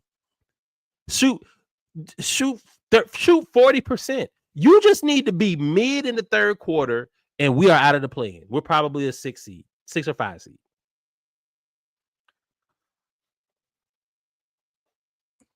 It's so we're missing what I think most people consider our second best player. I personally think our best player, and I think they're missing their. Talking about Jalen Johnson? Yes, I think they're missing their best player, the Mavericks. No, AD played. No, or second best. I'm talking about Kyrie. Yeah, but AD is the one that will give us problems. Right, and he did, but outside of that, we let too many regulars. Spencer Dinwiddie can't have 14 and 10. That can't happen. I mean, Clay had 17 points, 11 shots. Daniel Gafford, 11 points, 5 of 7. Max Christie didn't shoot it well, still had 11, and then Jaden Hardy. I don't know what we can do to get much better than what we are. Okongwu had 20 and 14. Yeah, but he's also going against AD. Yes. So 20 and 14 against AD, I'm happy with. You can't really ask for more from him. And in his minutes, he's +6. But Dominic Barlow is our backup center. Well, Capella's not playing. Barlow Capella has checked out. Yeah, Barlow only played 8 minutes.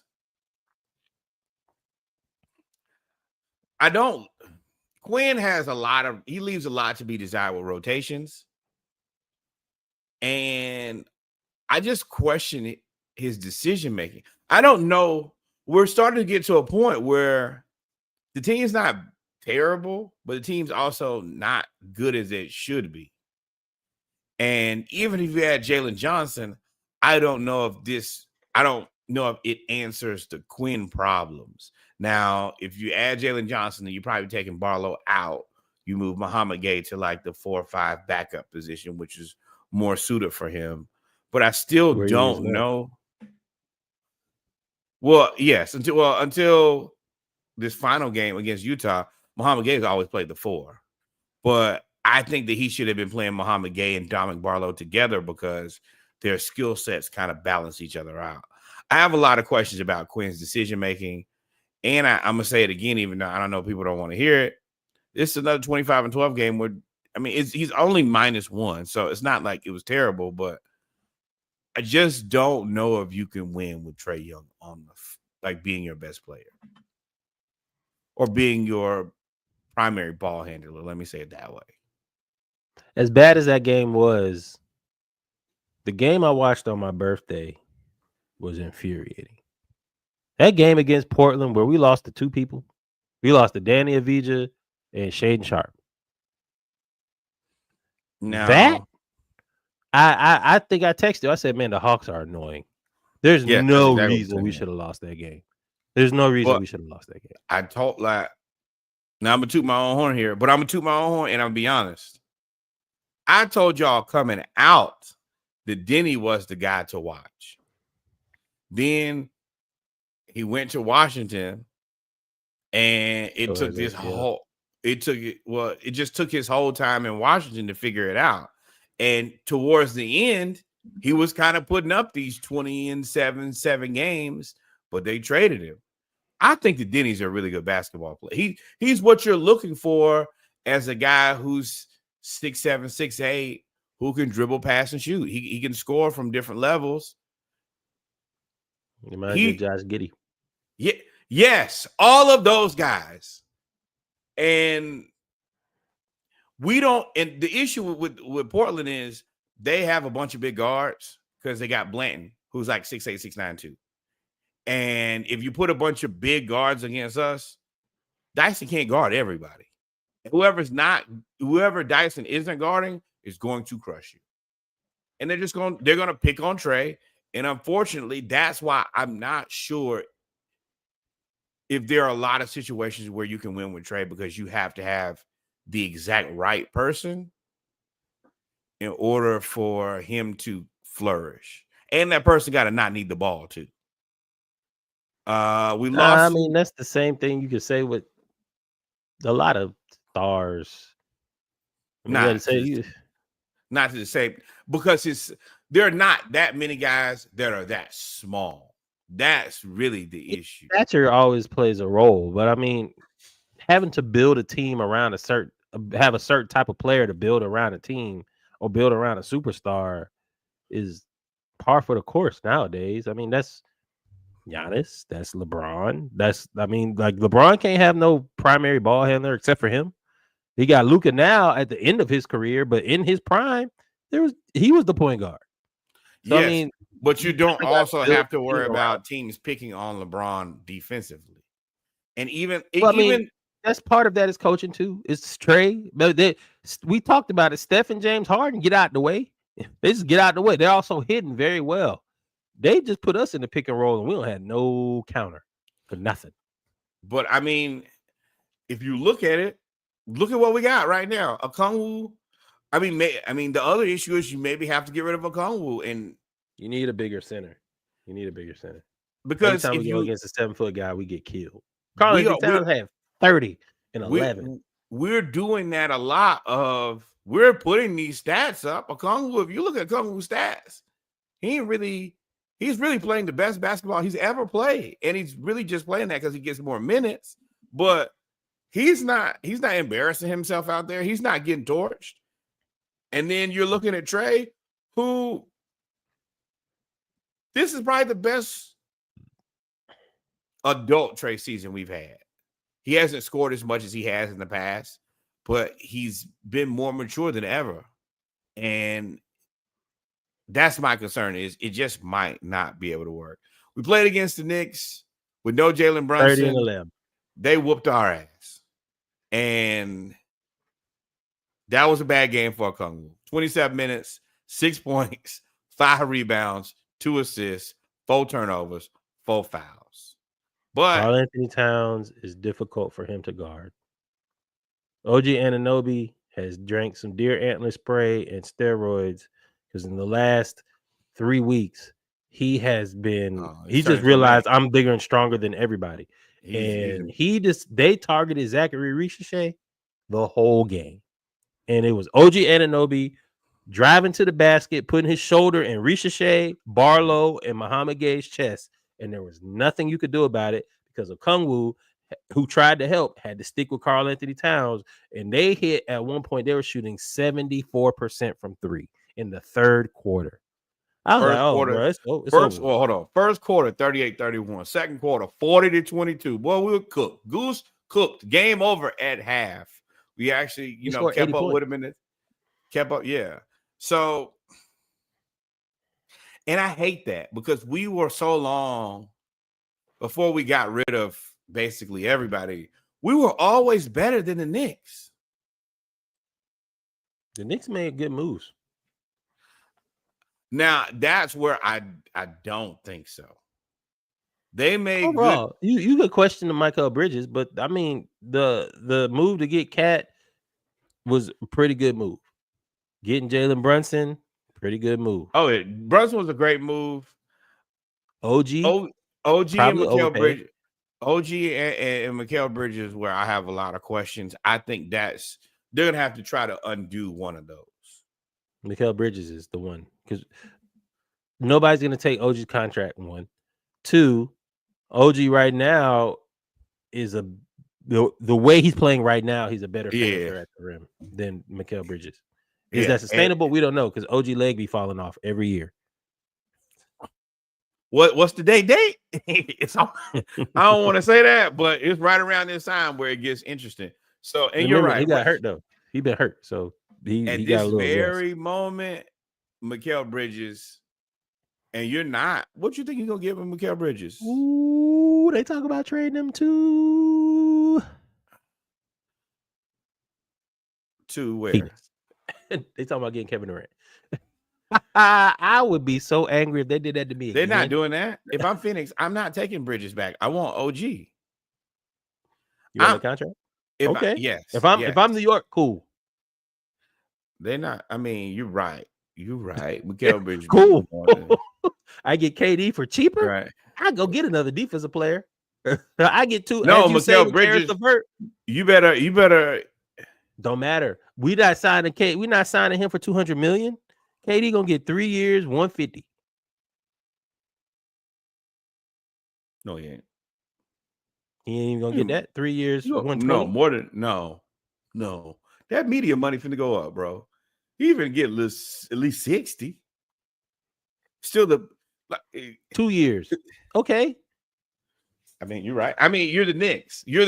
Whatever it costs, you pay it. Honestly, you're the Knicks.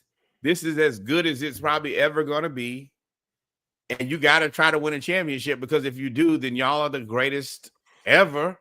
So yeah, you're right. I mean, it should be interesting, but I think this year is going to be very indicative of they traded for regular season wins instead of playoff wins, and that I don't know how that's going to go over. They wasn't getting neither.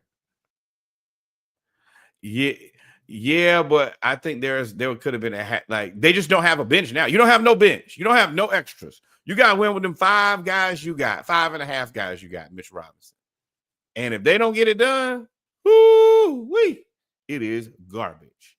But once again, their legs fell off. We talked about it last week. Their legs fell off. My problem. And then problem. That's a slap too. We beat the Utah Jazz 147-134. This is not good. This is one of the worst wins of the season. Now, offensively, did we do everything that we were supposed to? Sure. Scored a bunch of points. Once again, if you play the Atlanta Hawks, what you probably going to do? Get a career high. Keontae George, 35 points. Isaiah Collier, too, right there. He was right. Isaiah Collier, I haven't got a chance to watch the Jazz all year, for real. I know you have. I haven't. Isaiah Collier he played like little OG Anunoby. I don't know if he watched film. I don't know if they figured it out. He just barreled into everybody and got out the way. And every kid now that comes into the league has a jelly package where they can, lay the ball up from wild angles. I was like, bro, he's cooking. They just can't stop a nosebleed on defense. They can't stop nothing. Well, no. That's the trick bag. Danny Ainge is hiding everything. What you probably didn't notice was they played with Johnny Juzang and Kyle Filipowski as their bigs. No, I didn't. They're both threes. Barbecue. I said barbecue. Yes. But what I'm saying is Johnny Juzang is probably like a fringe NBA player. I think the Flip is probably at this point like a 7th, 8th man. There is a real situation where the Utah Jazz could be better than the Atlanta Hawks next season. We don't make any moves for sure. I mean, they didn't play. Walker Kessler out with a concussion. John Collins, they're just hiding him at this point. And Lauri Markkanen. If they play with those 3 players, they beat us. Every time. And God forbid, Cooper Flag. They'll get rid of John Collins. They get Cooper Flag. They'll get rid of Lauri first. Cooper Flag and Lauri basically do the same thing, and Lauri can't rebound. If you could put Walker, John Collins, Cooper Flag, Keontae George, and Isaiah Collier out there together. You telling me you could have 2 Lauri Markkanens and one is a better that you have 2 iterations of Lauri and one can rebound? I could pay John Collins pennies on the dollar what I can pay Lauri Markkanen. I can trade Lauri Markkanen for draft picks. Yes, John Collins is a better basketball player than Lauri Markkanen. And I can say that now because they played on the same team next to each other the entire season. John Collins has been better from day one to the end of the season. And there's just a bet. John Collins. They kind of doing him like the Hawks. Like, and he's doing it to the whole team. Yes, but they just don't say he's 20 and 10 and they don't say nothing about it. I think what I see Danny Ainge trying to do is hide an asset. He's like, oh, okay, I got John. You can probably pay John what you've been paying him too. I'll keep paying you $25 million a year. I can trade Lauri Markkanen and that big ass contract for a person who can only really score. He don't really facilitate and he really don't rebound. And there are teams who need him. He still be good. Hey, whatever the Bucks would love to have a Lauri Markkanen and Giannis. They could just terrorize you. Right there, yeah. Right. They could just terrorize you.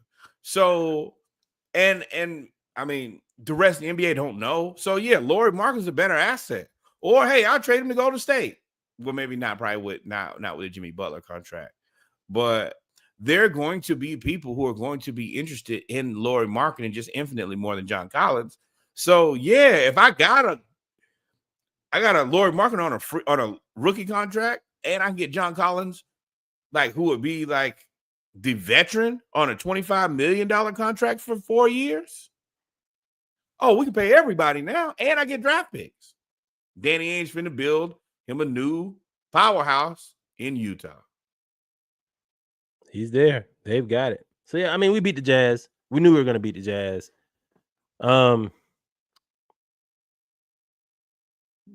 We're in the play-in. We by losing to teams we shouldn't have lost to, we are firmly in the play-in.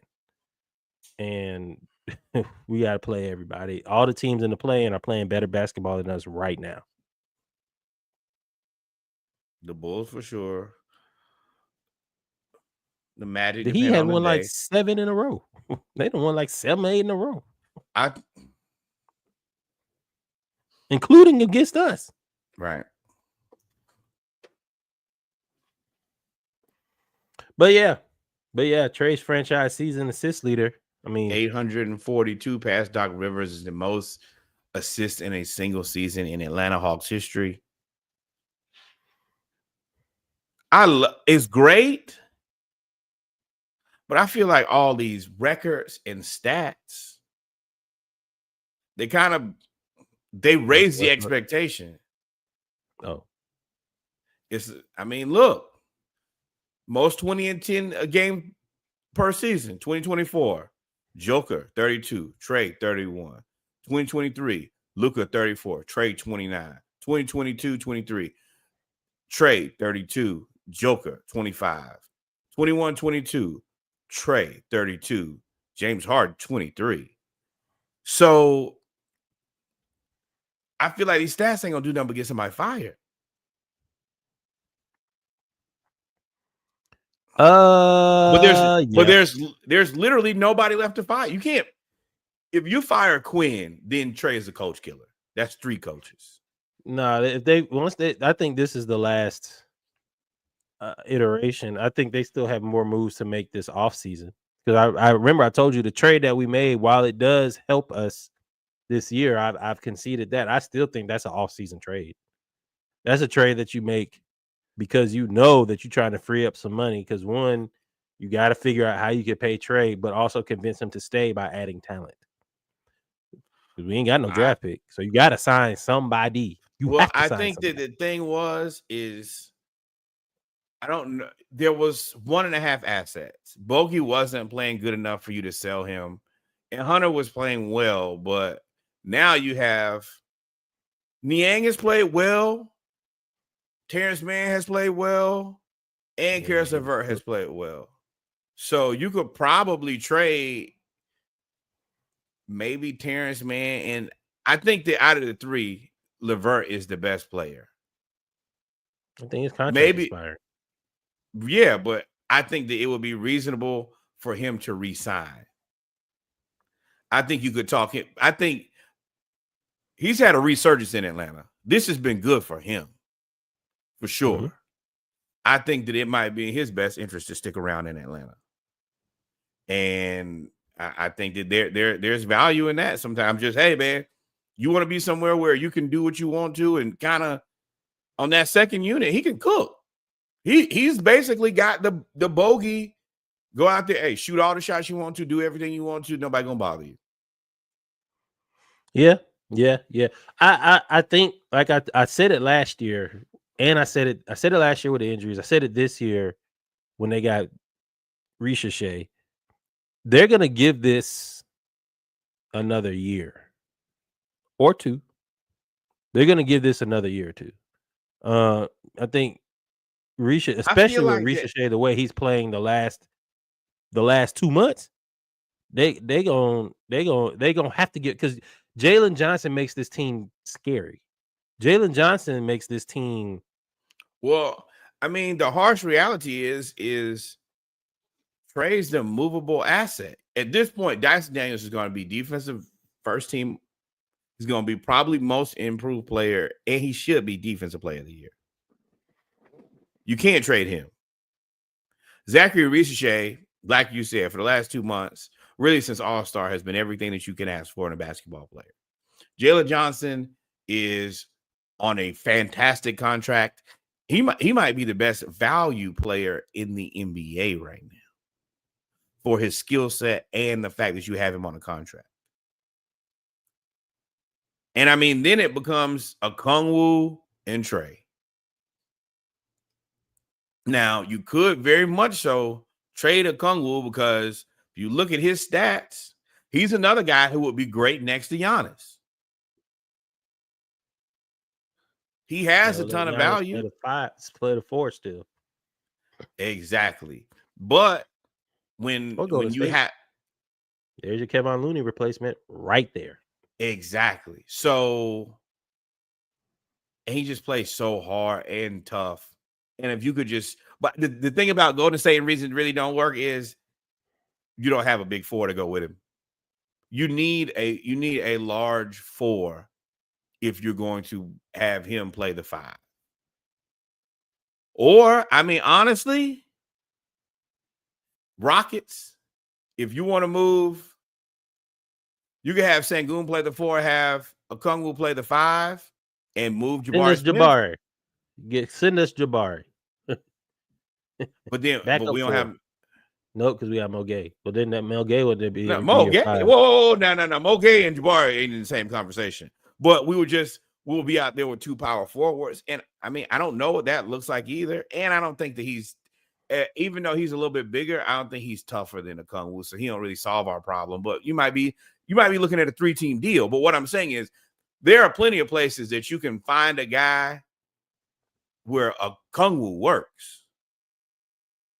Oh, Orlando. I don't think we would trade him to Orlando, but he would be perfect in Orlando. Yep.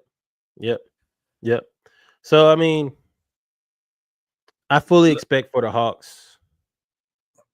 Oh yeah, we said that. We talked about Ricochet. He's 12.8, 4.2. If he had been playing the way he'd been playing before the All-Star break, he would win the Rookie of the Year. But they are fully pushing Stefan Castle to be Rookie of the Year. I've seen so many quotes in the last 2 weeks from him versus the whole year. I was like, okay, I see where this is going. I feel like the Spurs I think they rushed it. And now you probably like, man, I don't need Fox. I don't need him. He's kind of in the way now. Because he's not a 2. He's a 1. Right. And Castle is the 1 in San Antonio. Now they're gonna try to play Castle off the ball. Man, I see Fox in assets. Hey, what y'all want? What you want for him? I can help you out. I can help you give me some players back. Because especially with his second apron now, it's going to be infinitely more valuable to have a bunch of guys than to try to have a bunch of stars. Because you can only have 2, maybe 3 real stars at a time. But once again, congratulations, Ricochet, for winning Rookie of the Month. This is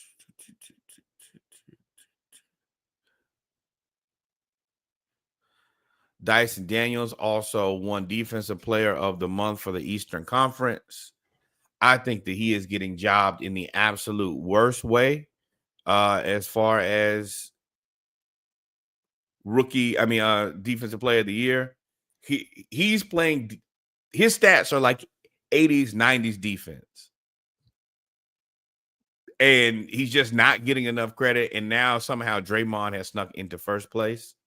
Bruh, I was mad when they said Evan Mobley should be Defensive Player of the Year. He's winning it hands down.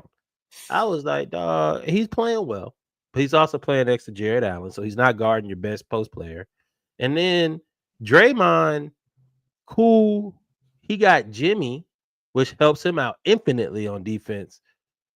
Dyson Daniels, we all agree that Trey ain't no matter, and Trey's been playing his ass off on defense. Nobody is playing with a worse defender than Trey. And Trey's been playing his ass off compared to the last year's. Oh, yeah. But Dyson Daniels is better than everybody when it comes to defense. I was watching him play defense. I was like, bro, he look like Ed Reed out there. Like, he just his knack for defense is like prime LeBron. Y'all remember prime LeBron? When he would just play the passing lanes and all that, him and D-Wade, the Heatles, that's how Dyson Daniels plays.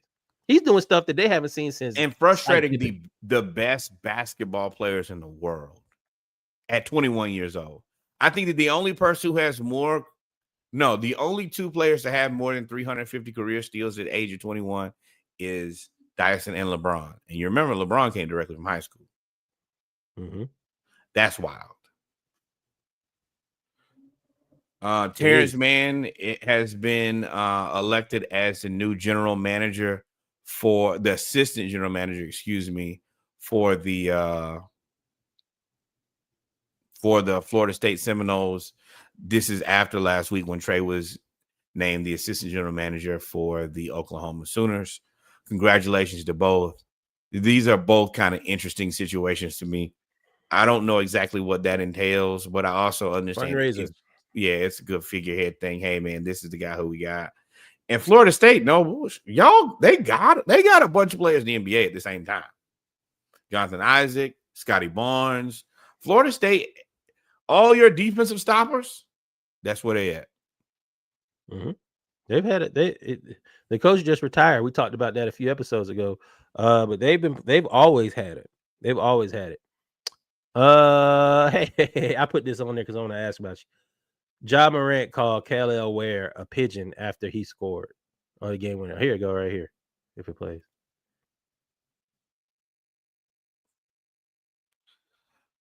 and I think it's gonna hate. But with that being said, I don't know. Calling somebody a pigeon is uber disrespectful. Like, where did you get pigeon from? Why did KL wear? Why has he called other people pigeons before? Not that I've heard ever. Why? What did he do for you to? Maybe there was some smack talk in the middle of the game that we don't know about. Florida.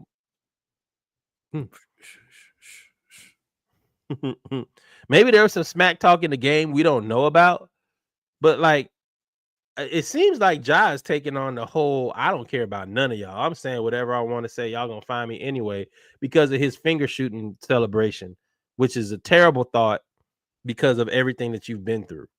But from what I've read, his persona is like everybody else do it, so they just outlawed it totally because they don't want him to do it. And this is what he's speaking of specifically. So this to me is a situation, and the reason I say it's a situation is in many other cases I could be okay with what Ja is saying. It's basketball. What do we do with the ball? We shoot it.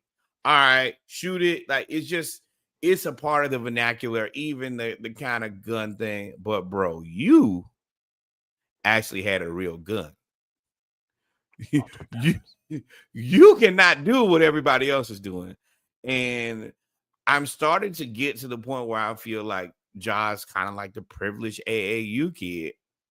And he's so used to getting his way and getting preferential treatment that he's very unaware to you're not doing what everybody else is doing. You look crazy. Thing is, that's not his upbringing, though. He never was the privileged, overhyped basketball player. He went to McNeese State. They weren't going to give him a scholarship. He didn't have any scholarship offers. He was playing on the C gym while Zion and all them were playing over. This is just like, hey. Murray State. What I said, McNeese. He went to Murray State. Like, bro, like. But he also was you were an AAU kid. Your dad was a professional athlete.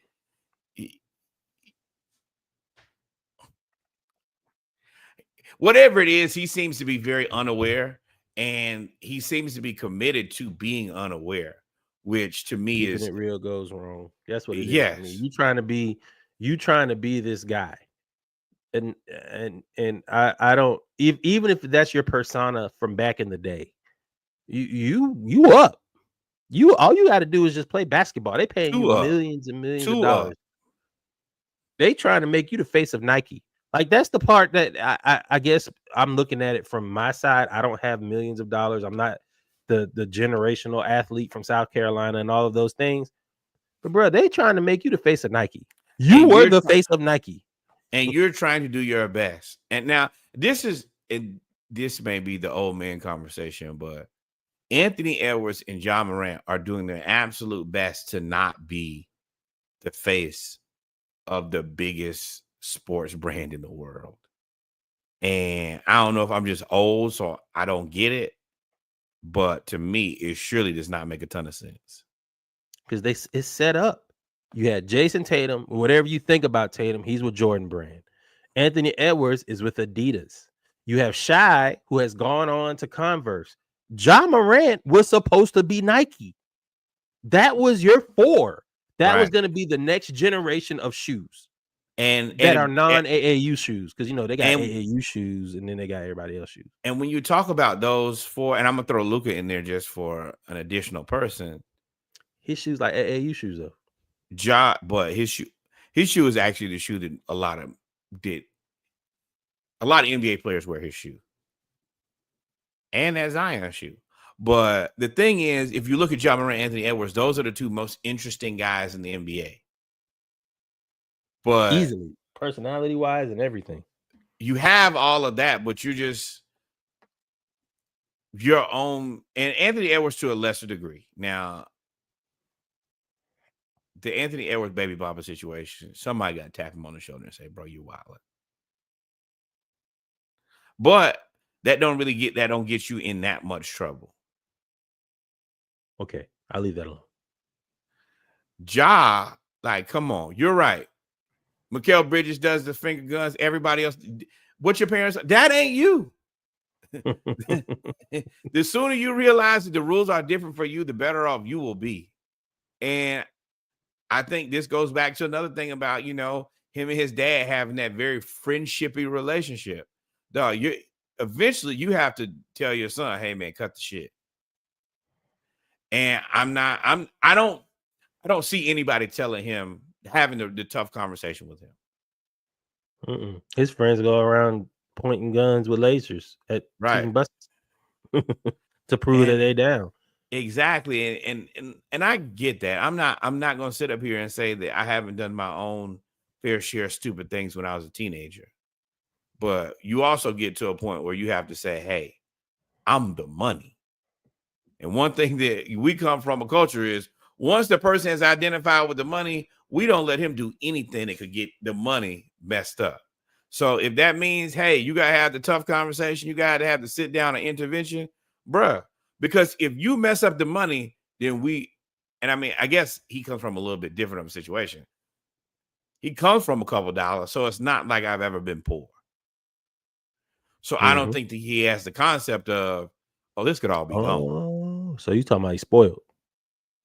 Yeah, very much so. I think that everything that yeah, absolutely. That's one of the things about your dad being a professional athlete. He wasn't ever required to be like, and not to say me or you were either, but I feel like Pops Davidson, old Lester be like, hey son, that's done. And don't make me tell you again. You know what? All right. I'm done. I'm done. Yeah, he don't have no man. I would love to see where they're gonna trade him now. Ja, I think that coach was there before he got there or during, where they came in at the same time. Taylor Jennings. No, remember they had a bunch of different coaches. They had what's old boy? I want to call him Biggerstaff, but it's Fizdale. They've had a couple coaches, and it not work. He's on his. Him and Trey are eerily similar. I was about to ask, but he doesn't get. I guess because they didn't fire a coach for him until now. That's perceived as for him. Why doesn't he get the coach killer? I guess he get the real killer.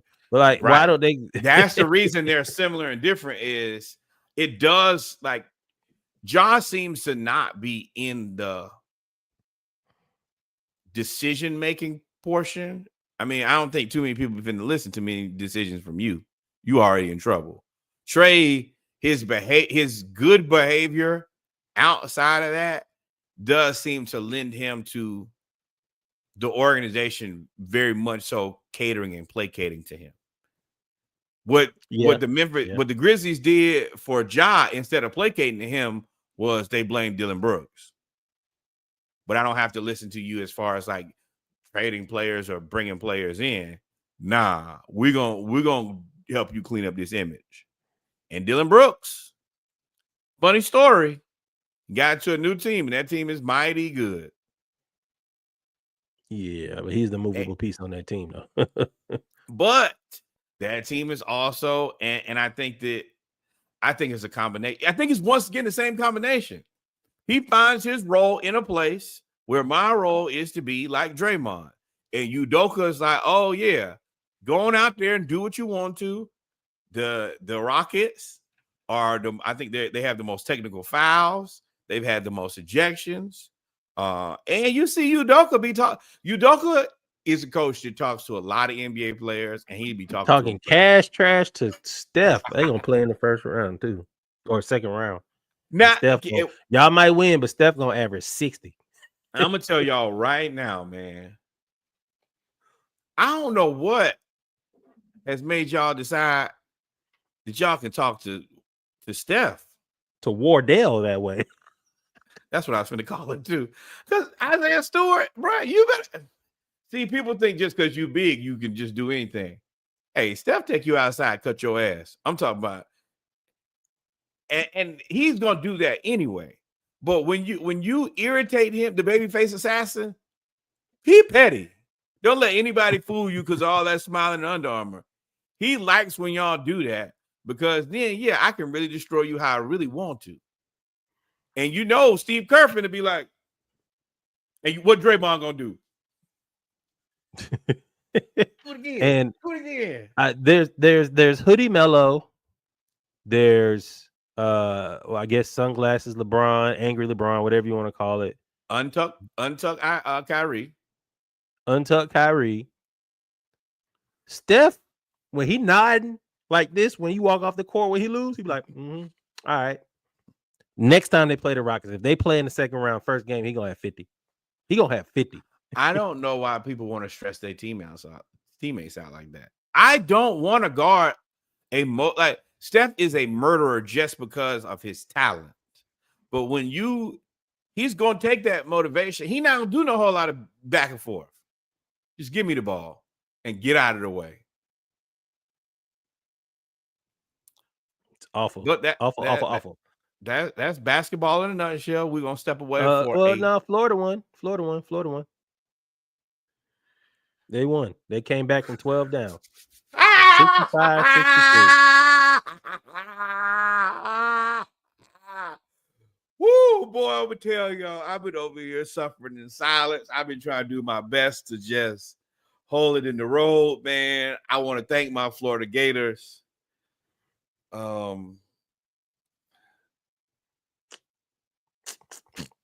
needed a W, man. For years that he hates men's college basketball. I do. I love my team, though. And I ain't got no W's right now. Braves 1-8, Falcons, we don't know what the hell they doing. The football team, the Gators, we still got Billy Napier. The Hawks, we don't have a future. This is it for me. It does feel good to be a national champion. I want to give a lot of respect to Kelvin Sampson, the University of Houston. They played they choked it away, man. They choked it away. They were up 12. They were up 12. They pulled a Duke. They were up 12 with 5 minutes left. And I said, you know what? Every game, that dude Clayton, and he was having a horrible game. 3. I said, where did that come from? And y'all joking. Y'all playing around, and y'all called me crazy when I said on Threads, I was like, yo, that's the Golden State replacement right there. Him. He go to Golden State and learn how to play off the ball and run around like Steph. Oh, he's 6'3", 6'4", and he shoot crazy. Be Jordan Poole Jr. And he could be Steph, not Steph, but he could play the same style as Steph. And his name is, you got Wardell and Walter. Don't nobody name their children that name no more. Right. So he gonna go Walter Clayton Jr. now. But yeah, it feels good to be a champion.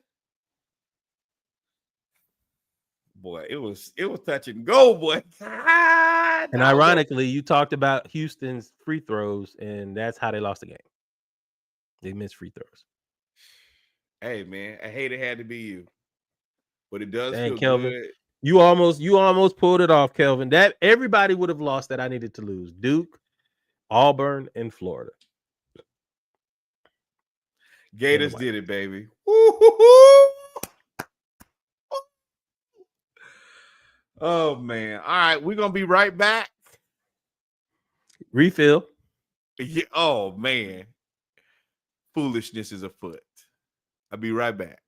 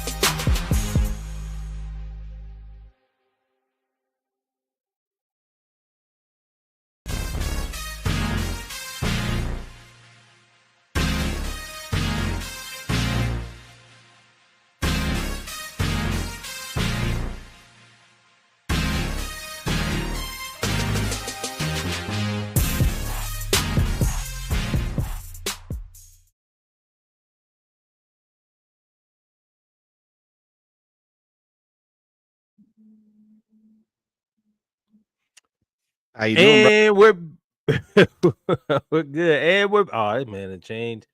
You put up a Florida jersey in football. Hey, And we're man. back, ladies and gentlemen, with our football segment of episode 185 of the Splashcast Monday Night Raw. We got a few things we'll talk about today, but as you can see, I'm gonna let Norwood get 30 seconds of gloating. I'm gonna be very brief. I just feel blessed to have a team that finally won something. I've been down and out so long that maybe this is the little bit of joy that I get, and I'm gonna be thankful for you. I'm gonna thank the Lord. Shout out to my squad for putting together a hell of a season. I believed in you when nobody else did. Job well done. I hope that you sacrificed Florida's football season for Probably this basketball trophy. I'm gonna be very honest. I've been thinking about it all week. I'm like, you know what? Maybe that's why the Braves suck. Like, you know what? I've been trying to keep this very low key and under wraps. I have been thinking about this a lot. Like, because I mean, the Florida got all the juju these last 3 games. Down 10, down 12, right. down 9. And that's the reason like, they I just keep coming back. After I got some homeboys who are Duke fans. They was talking big trash for the game. Even after the game, I was humble. Hey, great game. Best of luck to y'all next season. You see, you going out tonight? You want to celebrate? I gotta go to work tomorrow, brother. You celebrate tomorrow? Nah, get your little Uber. Get your little Uber. Get your little. Don't get the one T.O. got. That's a shot. I'm just for y'all that don't know. Y'all go look at the video, bro. T.O. got stuck in. We'll post tomorrow in the morning. I'll post tomorrow in the morning. T.O. got stuck in a Uber that it's not funny because it could have died, but it was taking on water. They were in a space that was flooding, and T.O. reacted in T.O. fashion. Boy, I got to swim up out of here. I mean, he was back in Alabama. He from Mississippi or Miss one of them. Okay, no shade, but shade. I mean, you're right. I was talking to somebody who was from Oklahoma today. I was like, tomato. Oh, I can't say that. I was about to say there's Alexander City, Alabama. You are correct. I was wrong. Yeah. Alabama got all them towns you ain't never heard of. Foley. they'd be amazing. Julio from Foley. Where's Foley? Where's Sanders City? You don't know what you all gonna make me say, man. This is a nationwide broadcast with hundreds and thousands of listeners. What do you think we finna? You just all right. So we got a few things we'll talk about. Football, nothing too crazy. Falcons. Julio Jones has retired. He announced his retirement. Interesting. He shared a heartfelt message and thanked every organization he played for except the Atlanta Falcons. He thanked the city of Atlanta, which lends credence to, hey, Julio and the Falcons. He got real beef. It's not good. And I want to not, as a person who's not in it, I want y'all to work it out. I really want y'all to work it out. But it definitely looks crazy right now. He ain't minced no words. He ain't had no red and black on or nothing. No. Yeah, it's saddening to me, to say the least. But all these comments about by Matt Ryan, who's been bigging up Julio for the last year or two. I think Matt is trying to play liaison and he's trying to get in between and salvage the friendship. Matt is aligning himself as an Atlanta Falcon for the rest of his life. And let's be real here, man. He's a good dude, man. Matt, he's putting in the effort to try to fix this relationship, which I don't think that he broke. And also, you saw where he's coming back to try to, coach up Michael Penix. He's aligning himself with the organization. You gotta appreciate a guy who, and I mean, we ain't always make it easy in Atlanta for him, and the Atlanta fans don't treat him the best. But because he was Mike Vick's replacement. You came in between a rock and a hard spot, bro. For sure. And it's all the love that we give to Kirk Cousins about being the consummate professional. I feel like Matt Ryan deserves the same amount of respect. So I'm they're gonna induct Julio at some point. I don't know when. They're not gonna induct him without him being there, but they're gonna induct him into the Ring of Honor at some point. I'm interested to see his Hall of Fame speech. I disagree there. Be at least do your part. Just hey, this is the day we've chosen to induct you. If you don't show up, you kind of put the ball back in his court. We'll see. I'm interested to see his Hall of Fame speech. I wonder what it is and who is. It can't be. It's got to be Arthur Blank. Yeah, everybody else is gone. Yeah, it's something. So, yeah, it's Arthur Blank. Assuming, or Rich McKay. Rich McKay might be the guy, right? Because Rich McKay is the guy that made a lot of unilateral decisions. But even Rich McKay got put on the back burner after. He's still there. It don't matter who get the. If you do me wrong at the company, I don't care where you move him to. Right. If he ain't fired, it's F you. It is up. I thought about somebody who I have beef with in an organization. I was like, you know what? I still don't like you. So we'll see. We'll see. But shout out to Julio again. He retired. He announced his retirement. We did sign D. Alford. Interesting signing. With D. Alford because he was our starting nickelback last year. Famously, his biggest highlight, even though he played decent, was getting spun around like a dreidel by Justin Jefferson. Oh, dreidel, level. I mean, so that type of stuff to me is life, bro. You ain't the only one. Yeah, but his looked the worst though, because he was looking the other way for the ball. Remember?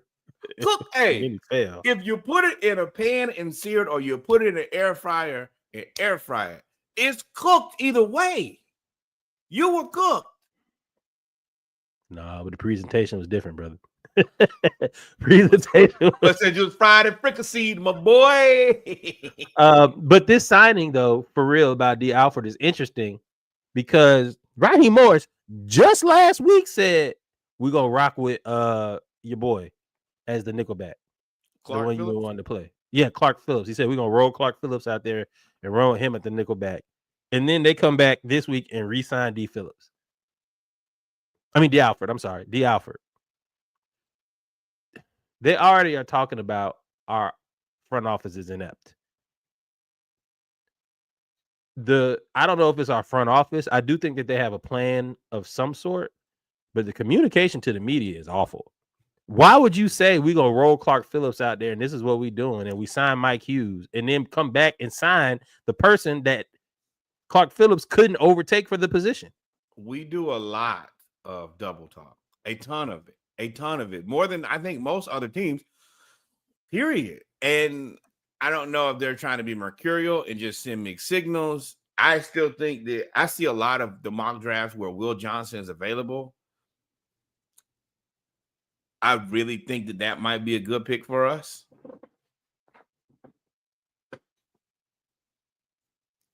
I see skepticism in your face. Tell me more. Because it's getting closer to the draft. And for the last 4 drafts, the news that comes out towards the end of the draft that comes out of nowhere normally happens. Last year, it was Michael Penix. Came out of nowhere. We were like, we're going to get whoever we were supposed to get. Did not come out of nowhere because in the mock draft, who kept taking Michael Penix? Well, I guess I was the Vikings, though, so you're right. Correct. Nobody had us taking Penix at 8. Nobody had, because we just signed Kirk Cousins to $108 million. Nobody had us taking Penix at 8. The year before, we were supposed to take Jalen Carter or some type of defensive player, and we drafted Bijan. And that came out 2 weeks before, right? They was like, Bijan. Again, the same shit is happening this year. So what you hear now? We supposed to get Jalen Walker, or they talking about now. We talking about trading up. We got 5 picks. We talking about trading up to get Jalen Walker. Don't make sense to me. Or we talking about getting, but they have done a sneaky visit. Remember, we sent no offensive coaches to the combine. They did a sneaky visit with Kelvin Banks, the offensive tackle from the Texas Longhorns. And they said he's like the number 2 tackle on the board. If you do that, we need all defense. I agree, but that is the most Bijan Robinson pick that I could have, because it's one of those picks where it's like, it probably ain't what I would have done, but it's probably going to be good enough for me to shut up. And specifically with the left-handed quarterback, I can understand how they're going to trade Caleb McGarry. You have to trade somebody. You just signed Jake Matthews and restructured his contract, so he ain't going nowhere. No, so it's only Caleb McGarry. And McGarry could go. We saw what happened to him last year. He got took down through there multiple times. Yeah, but you need defense. You need defense. We need defense. We need it. This draft depends on defense. We ain't signed nobody on offense for real. And that's the same message I sent you in the group was, man, they think that they're just gonna get the defense done by coaching. No, what do we say? What do we say? What do we say? What do we don't have the personnel. We don't have that personnel. That is going to get you fired. Yep. We said the same thing with Arthur Smith. We said the same thing with Thomas Dimitroff. Hey man, the same thing with Dan Quinn. That will get you fired. Bring back Ryan Nielsen. Defense ain't looked the same since he left. I don't understand it. I hope that's not true, but I'm seeing the trends. I'm seeing it. And bro, if we do that, then we need to trade down. Or we don't need, I tell you one thing, we don't need to goddamn trade up. Talking about the 15th pick, Kyle Pitts, and the 2026 first round pick to move up to 7. No. This draft is too deep to do that. I hope that's all smoke and mirrors. I hope it's all smoke and mirrors. Because I'd be upset if it's not. I mean, I don't. The Falcons are pretty good about not really communicating what they're doing, which ain't the worst thing, but then they never do what you think that they should do either. Just the right thing. They just do something. I wouldn't communicate my fuck ups either. What you mean? Valid point. But I got a question for you. Shoot. D. Alford. Cool. Not really impressed with it. Mike Hughes, not really impressed with it. I would love to see him as the nickelback, really. And one of y'all, D. Alford or Clark Phillips, going to be the dime, and the other person is going to be special teams or off the field, whatever. Would you take a flyer on Asante Samuel Jr.? He's got ties to Atlanta. He was a good cornerback until he got hurt last year. The last 2 seasons he's been hurt. Last year, I think he played 4 games because he hurt his shoulder. He has not been signed and not been approached. Nope. He would be a cheap signing. His talent. Now, cheap, yes. Cheap, yes. Cheap. He's cheap. Oh, now if I can catch a deal on Amazon for $10, $15, I'll roll the dice. I'm not going to be upset. But I'm not going to spend no money. I'm not spending any money. No. He has to pass the medical background first, which he can do. But at that point, he's gonna have to sign a prove it deal, basically. Yeah, absolutely. He's gonna have to sign a 1 or 2 year deal. I'm willing to do that just to keep the competition high. So yes, I'm cool with that. But I'm not paying you any money. No, I'm not. Same thing. I wouldn't feel right. As much as I joke on the Baltimore Ravens about picking wide receivers past their prime and trying to make them wide receiver ones, even though they haven't played good football in years, I can't do that and then do the same thing for my team. No. Now, if you want to take a cheap prove it deal, and it is in a very nice city, and it does look like this team has a high-powered offense where as long as y'all can kind of hold it in the road on the defense, it should be solid. Then yeah, we can talk. We can have that conversation. But I'm not paying. Is if we offer him, why I'm assuming when he passes his medical, he's gonna get that prove it deal for multiple teams, and I don't see how Atlanta with the offseason moves they've made would convince me if I'm a corner trying to reestablish myself as a 20, 30, $40 million player. If I go a team that ain't got no pass rush, that means I'm be out there covering for 5 seconds. The other part about it, it depends on if you're good or not. Like, look at a guy like Jesse Bates. He's flourished here. It's about, and he was flourishing in the Eagles too. You're right, but there's also the opportunity that I could probably beat everybody. If you go other places, you might have more competition. This is a place where San Francisco right now, and they have a better D line than we do. No. But what do the 49ers defensive backs look like? They just lost. They lost 11 players on defense, and they still. The other part about the 49ers is Jets. I go to the Jets. They just lost their second corner. The Jets. They got defense. Well, the 49ers got some problems. Yeah, it didn't work. They ain't had no problems. It didn't work. They had 5 years. They did everything they could up to the point where they got to play Purdy. I think that they've been too cheap at the quarterback position, and that is their detriment. And I think that just you got to pay the piper like everybody else. You're not going to win a Super Bowl without an elite, and not necessarily elite quarterback, but you can't just get anybody. And they continuously try to get anybody to play that position instead of getting a somebody. That's their philosophy, though. That's the Shanahan. But Lynch no. The philosophy. Well, the Shanahan was best with John Elway, right? Not Kyle. Kyle Shanahan. Kyle. Well, let's be real here. Kyle was best with who? Matt Ryan. Sure. I think he thinks he made Matt Ryan. Matt Ryan was his best with Kyle Shanahan. Too now. Yeah, but Matt Ryan was also always a top 6, 7, somewhere between 5 to 7 quarterback during a quarterback. He wasn't no MVP. He wasn't an MVP. Right. But what I'm saying is Matt Ryan was when you find a guy who's like Brock Purdy's not 5, 6, 7. There's a big difference between 5, 6, 7 and 14. Brock Purdy is Jimmy Garoppolo to the Super Bowl. Right. Twice. Right. Which is as good. Like, once again, you're talking about guys who, and I want to give you all the credit in the world. Jimmy Garoppolo to the Super Bowl is magical, bro, but also does not really put you in a position to win. That's my point. They thought for that time period that they could win without the quarterback. One, and two, they also struck out on Trey Lance. Trey Lance was supposed to be the quarterback. So they my traded thing all is, them picks for him, and he didn't work out. You know my answer is spend the money. Then sign Brock Purdy to whatever you are. And the bad part is you got to sign him to a lot. Like, you're gonna have to pay him like a quarterback he isn't. They're going to have to pay him 5 years, probably $200 million at the minimum. I'll drink to that. $40 million. That's $40 million. You don't think he's going to get less than 40?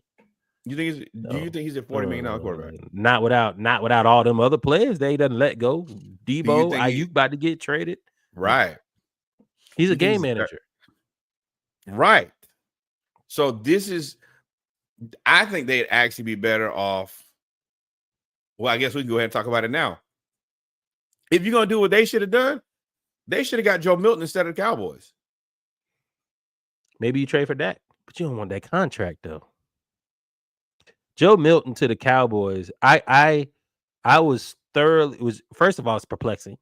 It's not, but it is. Second of all, I was surprised. It is 100%. All these other all these other QB needy teams didn't have more to trade. didn't have more for Joe Milton than Steelers. There you go. Is Oh. that better? I'm glad you did it because I couldn't. Yeah, I did it. Didn't offer more for Joe Milton. Didn't at least kick the tires. The Steelers don't have nobody. Nobody, baby. and the thing about it for me is this is the Cowboys made a great deal as the only team that didn't need this. I can't understand it to save my life. Why they did it? I mean, I know why Jerry did it, but I can't believe that Jerry did it. If you're going to do that, you're pissing off Dak. I don't think they care. I think you said they had to choose between Dak, CD, and Micah. There's enough money for 2 people. That's what you said. You've been saying that for 2 years. So then you got to move. Okay, so what I'm saying is this doesn't make sense for your team. That means you need to trade Dak. I mean, yesterday. And I mean, I think I like the draft. This is where the draft is where the trades are going. You got to be moved because this is the thing. Joe Milton. I mean, what are they? It was a 5th round pick for him. Mm-hmm. So the cost they got him in a 7th, and they traded a 5th. So the cost wasn't bad, but it's going to cause your quarterback to not be happy. That's the issue. Is it causes turmoil in your team? Not because it's on standalone. It's a good deal. I would have took the deal. But we wouldn't do that because it's going to make Michael Penix feel like, oh, I got somebody. If this don't work out, this is your insurance policy. We did that. We just did it through the draft, not free agency. Yeah, but what I'm saying is, we did that with the old quarterback. Like Dak still got plenty of years left. Dak's age, Dak's legs and injury history is older than his body. I mean, older than his physical age. That. And I honestly think this is kind of like Ja Morant and Taylor. What's his name? I don't think CD likes that. We've seen too many instances of CD call basically like, "Yo, what are you doing?" Like he did that all last year. My thing about that is, CD, you're not going to play with the guy better than Dak. Best thing you could do is figure out a way to make it work versus try to figure out a way for it not to work. You don't think so? I mean, he's still young. No. Where? Jerry's not going to trade you somewhere so you can go flourish. You think he's tied to Dak like Devontae was Aaron Rodgers? No. Not in the same way. Devontae and Aaron Rodgers have a thing where they like locked in. I feel like Dak and CD are like, hey, this is the best receiver I'm probably going to play with. This is the best quarterback I'm going to play with. The best thing that we can do is figure out how to make it work well. Yeah. Yeah. I like to not bury the lead. I like the trade that I think Joe Milton, in terms of Joe Milton and his talent, I don't like the trade to Dallas. I would like to see him go to anywhere else. Oakland. Go to Oakland. I'm sorry. Las Vegas. Go to Las Vegas. You could go to Las Vegas. You could go to Cleveland. You could go to Well, they just paid him. I was going to say Jacksonville. They just paid him. Go to the Saints. There are a ton of places. Saints, Indianapolis. Tennessee, Indianapolis. There are plenty of places that Cleveland. Yes, all of the now that's the only thing that I gotta look at the contract on that. Maybe they just you gonna put Justin Fields ain't gonna like that. Oh, that's right. They signed Justin Fields. Never mind. They signed Justin Fields. At the end of the day, I forgot. A lot of times people forget, you got to be careful with the way that you deal with these people's egos. Same thing I said about Garrett when they brought on Devontae. He's not going to like that. This guy has a better rapport with the quarterback than I do. This is homeboy. Y'all kind of pushing me to a wide receiver 2 position. And number one, I'm just younger than everybody else. I'm gonna be somewhere. And if y'all don't figure that out, I'll be somewhere else. Now that we talking through it, I would have loved to see Miami make a splash and go after Joe Milton, because that is the perfect offense to throw the ball really far down the field, because they have 2 players, possibly 3, that is very difficult to outthrow. And if I just put the ball in the air, Tyreek Hill can go, Jalen Waddle can go. I think they still got Mostert, but Devon A-Chain.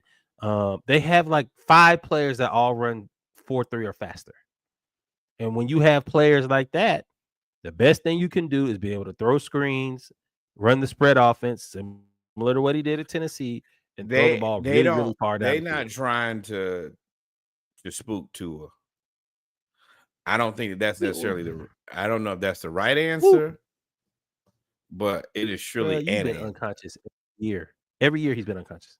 Right. I think that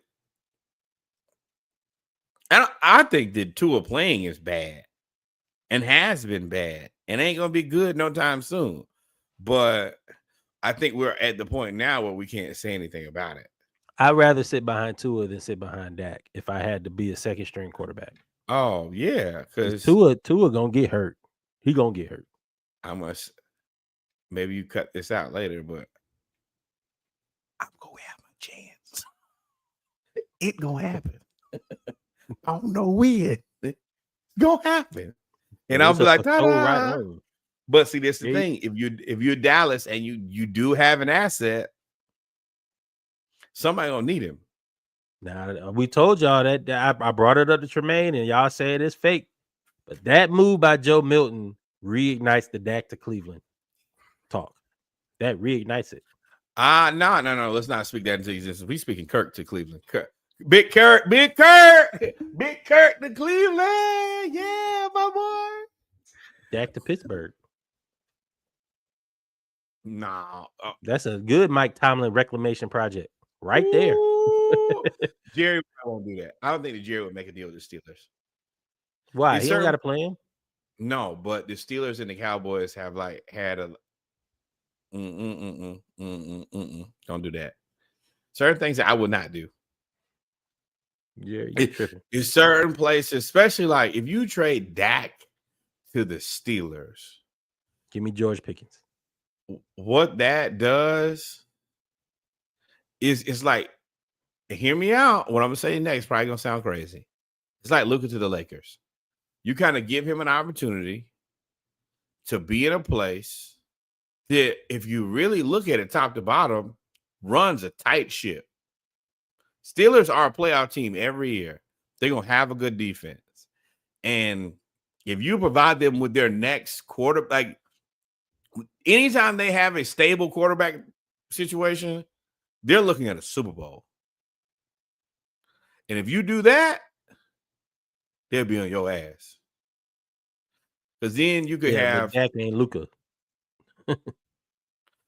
No, but he is. And they ain't got no LeBron on that team. Well, I think that Darnell Washington's a better player. Their running back situation is stable. You're right. I probably move on from Pickens. But hold on. They got DK.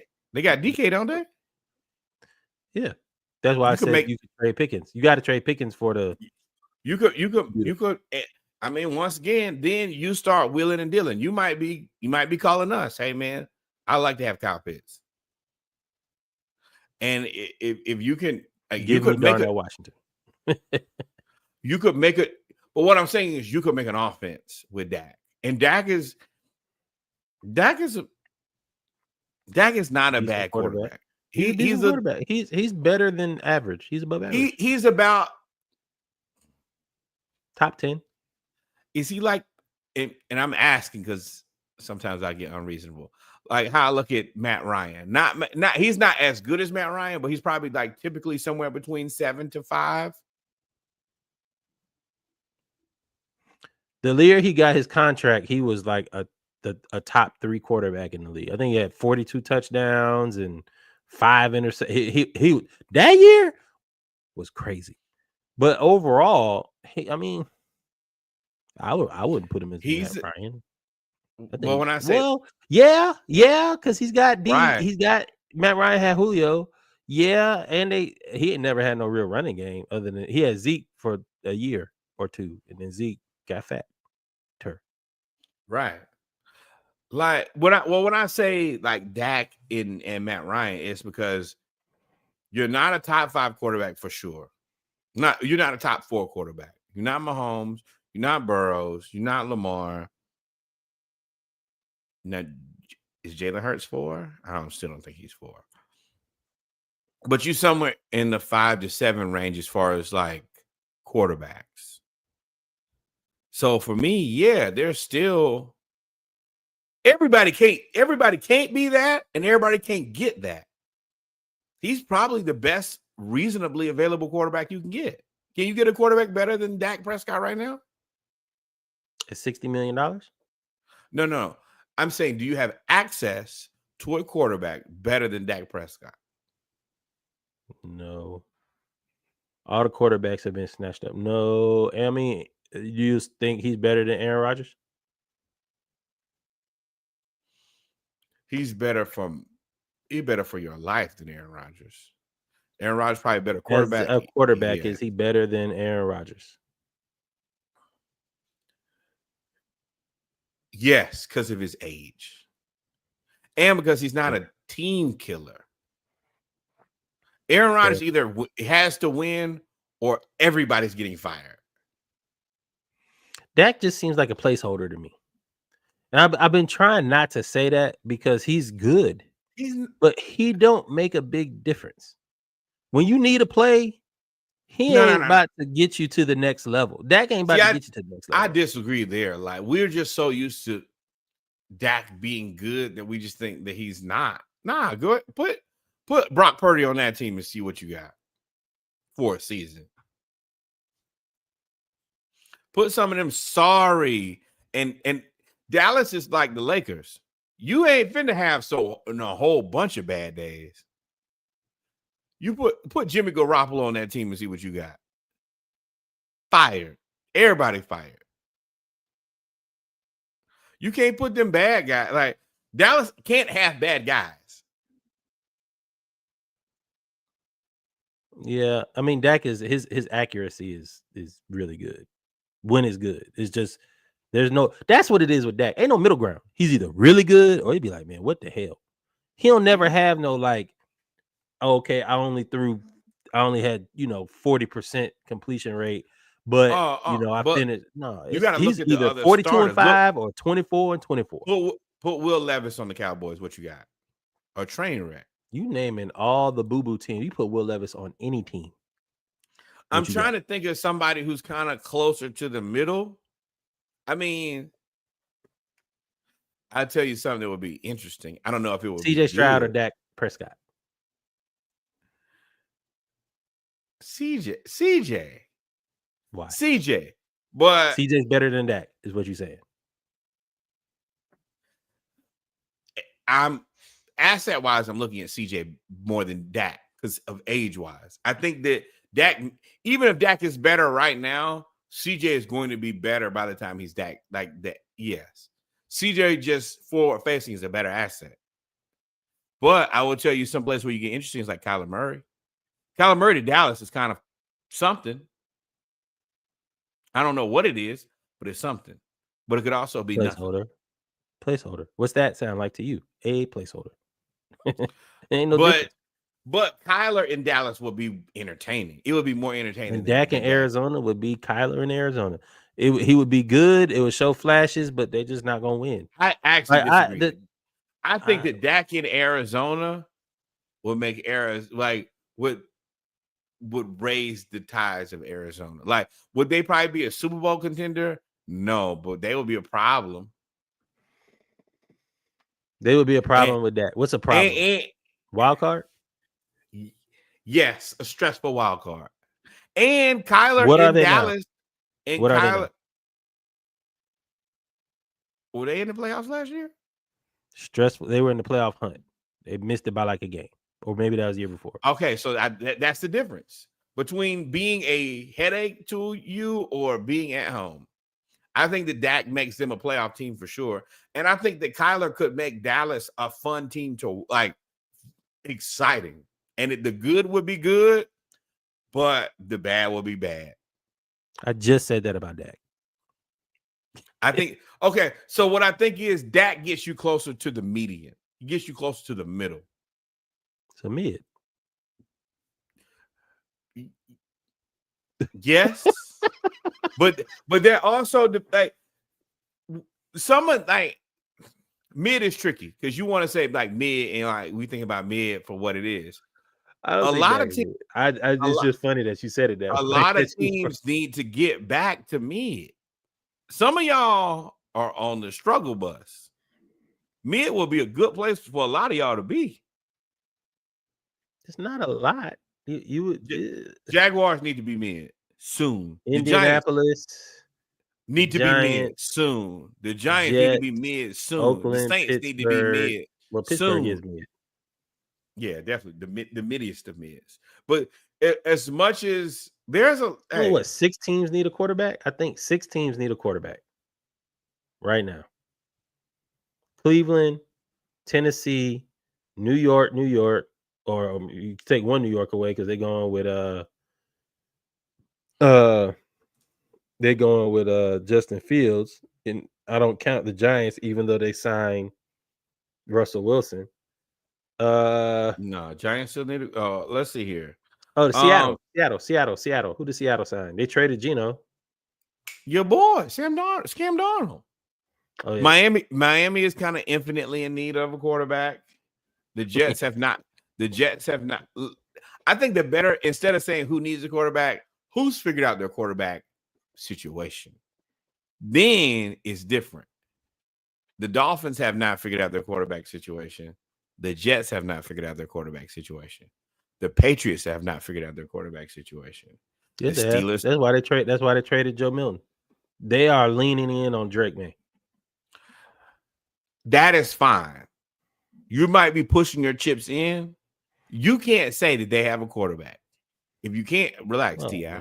If you can't say that this is our guy for sure, then you ain't figured it out. Well, that's the Steelers have it. The Browns have it. The you Colts can say that about have it. Penix, the Falcons. Yes, but the reason I'm going to say differently, I mean, yes, you're right. The only thing is this is his first year. So in the first year, you're kind of stuck. Now, future facing, at the end of this year, we're going to have to look at things and reassess. But at this very moment, why can you say that about Penix and not Drake May? Drake May played this season. Yeah. Michael Penix did not. Yeah, he did. He played like 3 games at the end of the season, bro. Drake May didn't even start the season as a starter. Cool. You're technically right, but your sample size of Drake May and Michael Penix are not the same. They're very similar. I disagree, but cool. And I think that Michael Penix is better than Drake May. I think that you should definitely you've seen enough of Drake May to know that he's not. I don't think he's what you want. Why? Who are their receivers? Who's their running back? Who's their offensive line? Name somebody on that team other than Drake May on offense. You cheater. You knew I was going to go defense. Yeah, Christian Gonzalez. I know that. That's easy. On offense, name anybody other than Drake.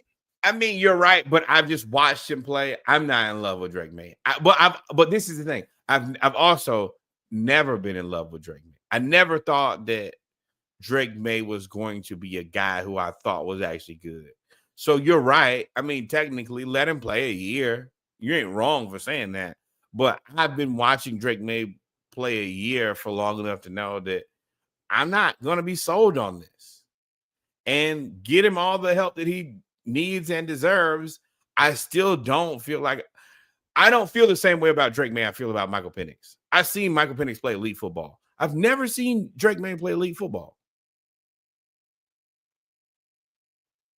In the pros or in he played pretty good football. Him and Daniel Jones are two of they are scams. They're scams to me. Never were good. Michael Penix had what, 1 good year? 2? Hell no. Michael Penix had good. No, he was good in Indiana. He tore his knee every year. He tore his knee for 4 years. He was good in Indiana first, and he was good at Washington. He's been good at 2 different places. You can't say he was then Drake May was good at North Carolina if he was good at Indiana. They had similar stats. And that's the reason my eye test I feel confident in. And my eye test is going to tell me. It's hard for me to say eye test because Drake May, especially in the pros, because Drake May ain't got nobody. They ain't got nobody. That is the best tanking job, undercover tanking job I've ever seen in my life. They didn't talk about the Patriots tanking at all, and they are awful. I don't even who do they have? They talking about trying to exhilarate the fan base. Let me tell you. Wait, okay. So number one, Michael Penix Jr. had 2 back-to-back 4,000-yard seasons with Washington, right? Right, 22 and 23. Now, Drake May, you finna have a whole lot of nothing. You had a 4,000 season in 22 and then a 3,600 season in 23. No. You basically lost 1,000 yards. Huh? You lost 1,000. Like Michael Penix, back-to-back 4,500 seasons. Very similar argument to the pro. Who else? Washington. No. He had Rome Odunze, right? Oh no, yeah. Fair. I mean, you're right. He had some guys. He had there's another one that went pro, or is he going pro this year? He did. They had the best offensive line in the nation that year too. Drake May had the best nothing at North Carolina. They got beat by JMU. Fair, but I'm saying no for me. But with that, I'm not really trying to change your opinion. It's just my eye test looks at Michael Penix and looks at Drake May and says, I think that's a standardized test for me. You grading somebody on the same scale that doesn't have the same resources. No, at the end of the day, it's just my eye. My eye tells me that floor for Michael Penix is just a decent NFL quarterback. Decent. Drake May, I don't trust you, period. You're going to have to prove to me that you can be decent. And maybe that I'm okay with saying, hey, maybe I'm biased. Maybe I'm wrong. But when I look at Drake May, nothing says yes. Everything says no. Lastly, Texas being sued by season ticket owners. Didn't expect that to come out of Houston, especially after they've been winning the last couple of years. Right. Oh well, I guess I should, since I can do it. Nope. Obviously I cannot. There we go. Texas sued claiming fraud, conspiracy, and breach of contract, where people are saying they didn't even receive their tickets. And amongst other things. They kind of swept this under the rug quietly. They reported this and we didn't hear nothing back. We just talked about, and I know it's a completely different sport, but we just talked about the Golden State or San Francisco Valkyries selling 10,000 WNBA tickets. What I don't think people understand is your ticket holders is your solid fan base. Those are your true fans. They spend money in advance to make that's that's where you find your money is. Oh, they paid in advance. This is how I do everything else. Mm-hmm. Your most devout fan base suing the team. As a person who's worked in ticket sales, this is a problem, massive problem, and we got to be real here. As much as the Texans have kind of gotten it together and changed things, they're still who we knew them to be. This kind of bad racist organization. And you kind of in this situation where you've been fortunate enough to kind of move away from Watson and kind of move away from all the racist, terrible things you said in the past. But your true identity rears its ugly head. People know you still got to do this every day. And I don't know the answer to that. And I feel bad for the team because the team's like, bro, that's not really our problem. We come out here and play football every day. But this is the reason I say that organizations, like the team organization, how it's run matters way more than anything else. You can kind of get lucky. They kind of hit with a coach and a quarterback and some other things. But this is just who you are. This is who you are. Seems like they can't get right. And eventually what happens with teams like this is that your stars end up leaving. You guys are still guys. People still want peace. At the end of the day, I'm going to still want peace. I don't want to be in a controversy every single year. Unless you're going to pay me a new record money every single year, then maybe I can. But so you may end up in a situation, and I'll give you an example of what I think this is kind of getting close to, but not as bad, like the Clippers, where they had Doc Rivers, you had Blake, and you had Chris Paul. So you have like this core nucleus of players and a coach that everybody likes. But then you have Donald, you got Donald Sterling, who's the owner, and you're like, I don't really want to deal with him. But what we got as a team is really good. And you look at Will Anderson and Tank Dell and CJ and everything they have, and you're like, I don't want to leave this either because we've done a lot to kind of get this team right. Where did Debo go? Commanders. That's right. Yeah. They just signed somebody though, because they have to replace Tank, because Tank Dell's out next year. They already said They said that week, hey, he ain't coming back till 2026.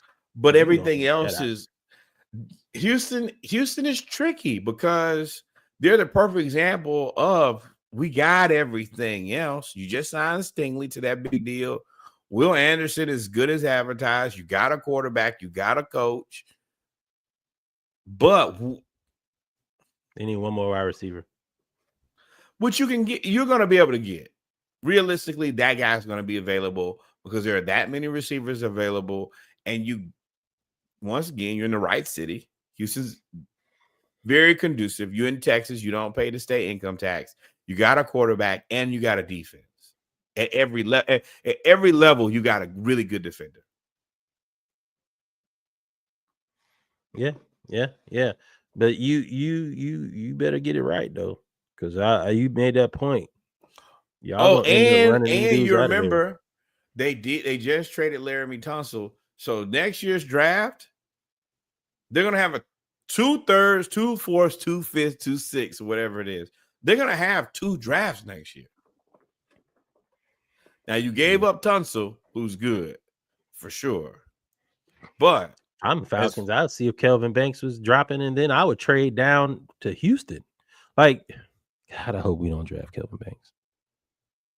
What's your issue with him? We need defense. We need. Why would you send the whole defensive staff to the draft, to the combine, and then draft an offense player? Why would you send 12 people to UGA? Now that you say that, I'm gonna say that one thing about that is you look stupid. That's the biggest thing, and you have to understand we're not allowed to look stupid. You're gonna look stupid if you really only talk to only defensive players, and then the first thing you draft is an offensive player. You're good. That you better win. You better win. That's the only thing I can tell you is you better win. Yep. But it's not that you're even wrong. It's just you better win. Yeah, that there is nothing else. There's no right or wrong. This is pass fail. Either you win or you fire. This is it. You burnt all bridges and all of that. That's out the door. You have to win the NFC South or go home. Yes. But ladies and gentlemen, we've come to the end of episode 185 of Splashcast Monday Night Raw. We did mic check. We did HBCU news around the culture. We did hoops. We did football. Nor we didn't miss anything. Take us out. Ladies and gentlemen, children of all ages, I am a champion. I want y'all to see that.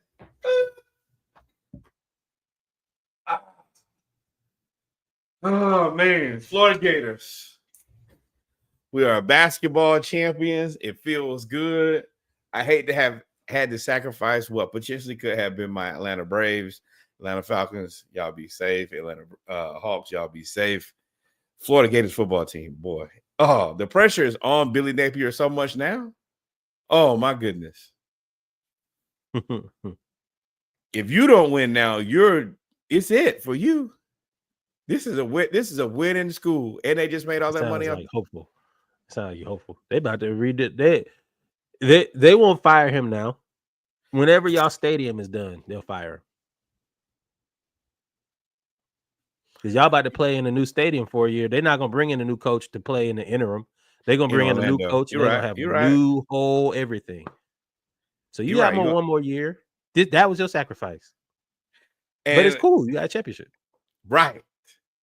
Getting a championship is all, but see, you're okay with that because that means that you can stomp me on football happily and peacefully. Yeah, and you don't even care about basketball. Nope. Georgia basketball. We individuals. Ant Edwards, Dominique, Jonas Jennings, the dude we about to send now. We send individuals. You might as well be playing golf. Yeah, you're right. It's the bar is beyond hell. So for Georgia basketball, it's like, don't care. But number one, and please go back and listen to Mike Check where we talk about this. More black baseball and respect the legends. Pittsburgh, you fucking clowns. Number two. More black cowboys and cowgirls. I'm gonna tell y'all this again. Put these fans back. I'm so tired of seeing y'all and these fans. Please. Now I have seen a lot of thing anyway. I don't understand. Now it's taking the world by storm. Oh man, now I will say I am happy to see, and I've seen specifically Xavier Legette, but a lot of other people in these trail rides. They've been beautiful. They've been fantastic. Just a bunch of black people getting together, enjoying themselves. Congratulations, more black cowboys, cowgirls. That's actually really uplifting. Then number 3, the historically black college and university you went to, your cousin went to, your auntie, your uncle, anybody went to. Send some money over there. The historically black college and university in your neighborhood, the one you go to for homecoming, step shows, just to be around your people for the vibe. Send some money over there. And then the greatest learning institution in all the world, the Hampton University. We only asking for $18.68 on behalf of the year that the university was founded. That's it. Outside of that, y'all be safe. God is love. And the Gators are the men's college basketball national champions. We got this thing. Go Gators. Peace. Like, follow, subscribe. See y'all shortly. Hope y'all like the set. We've done a lot of movement around. Woo-hoo! Hey, this thing look like a Porsche. Y'all be safe. We out of here.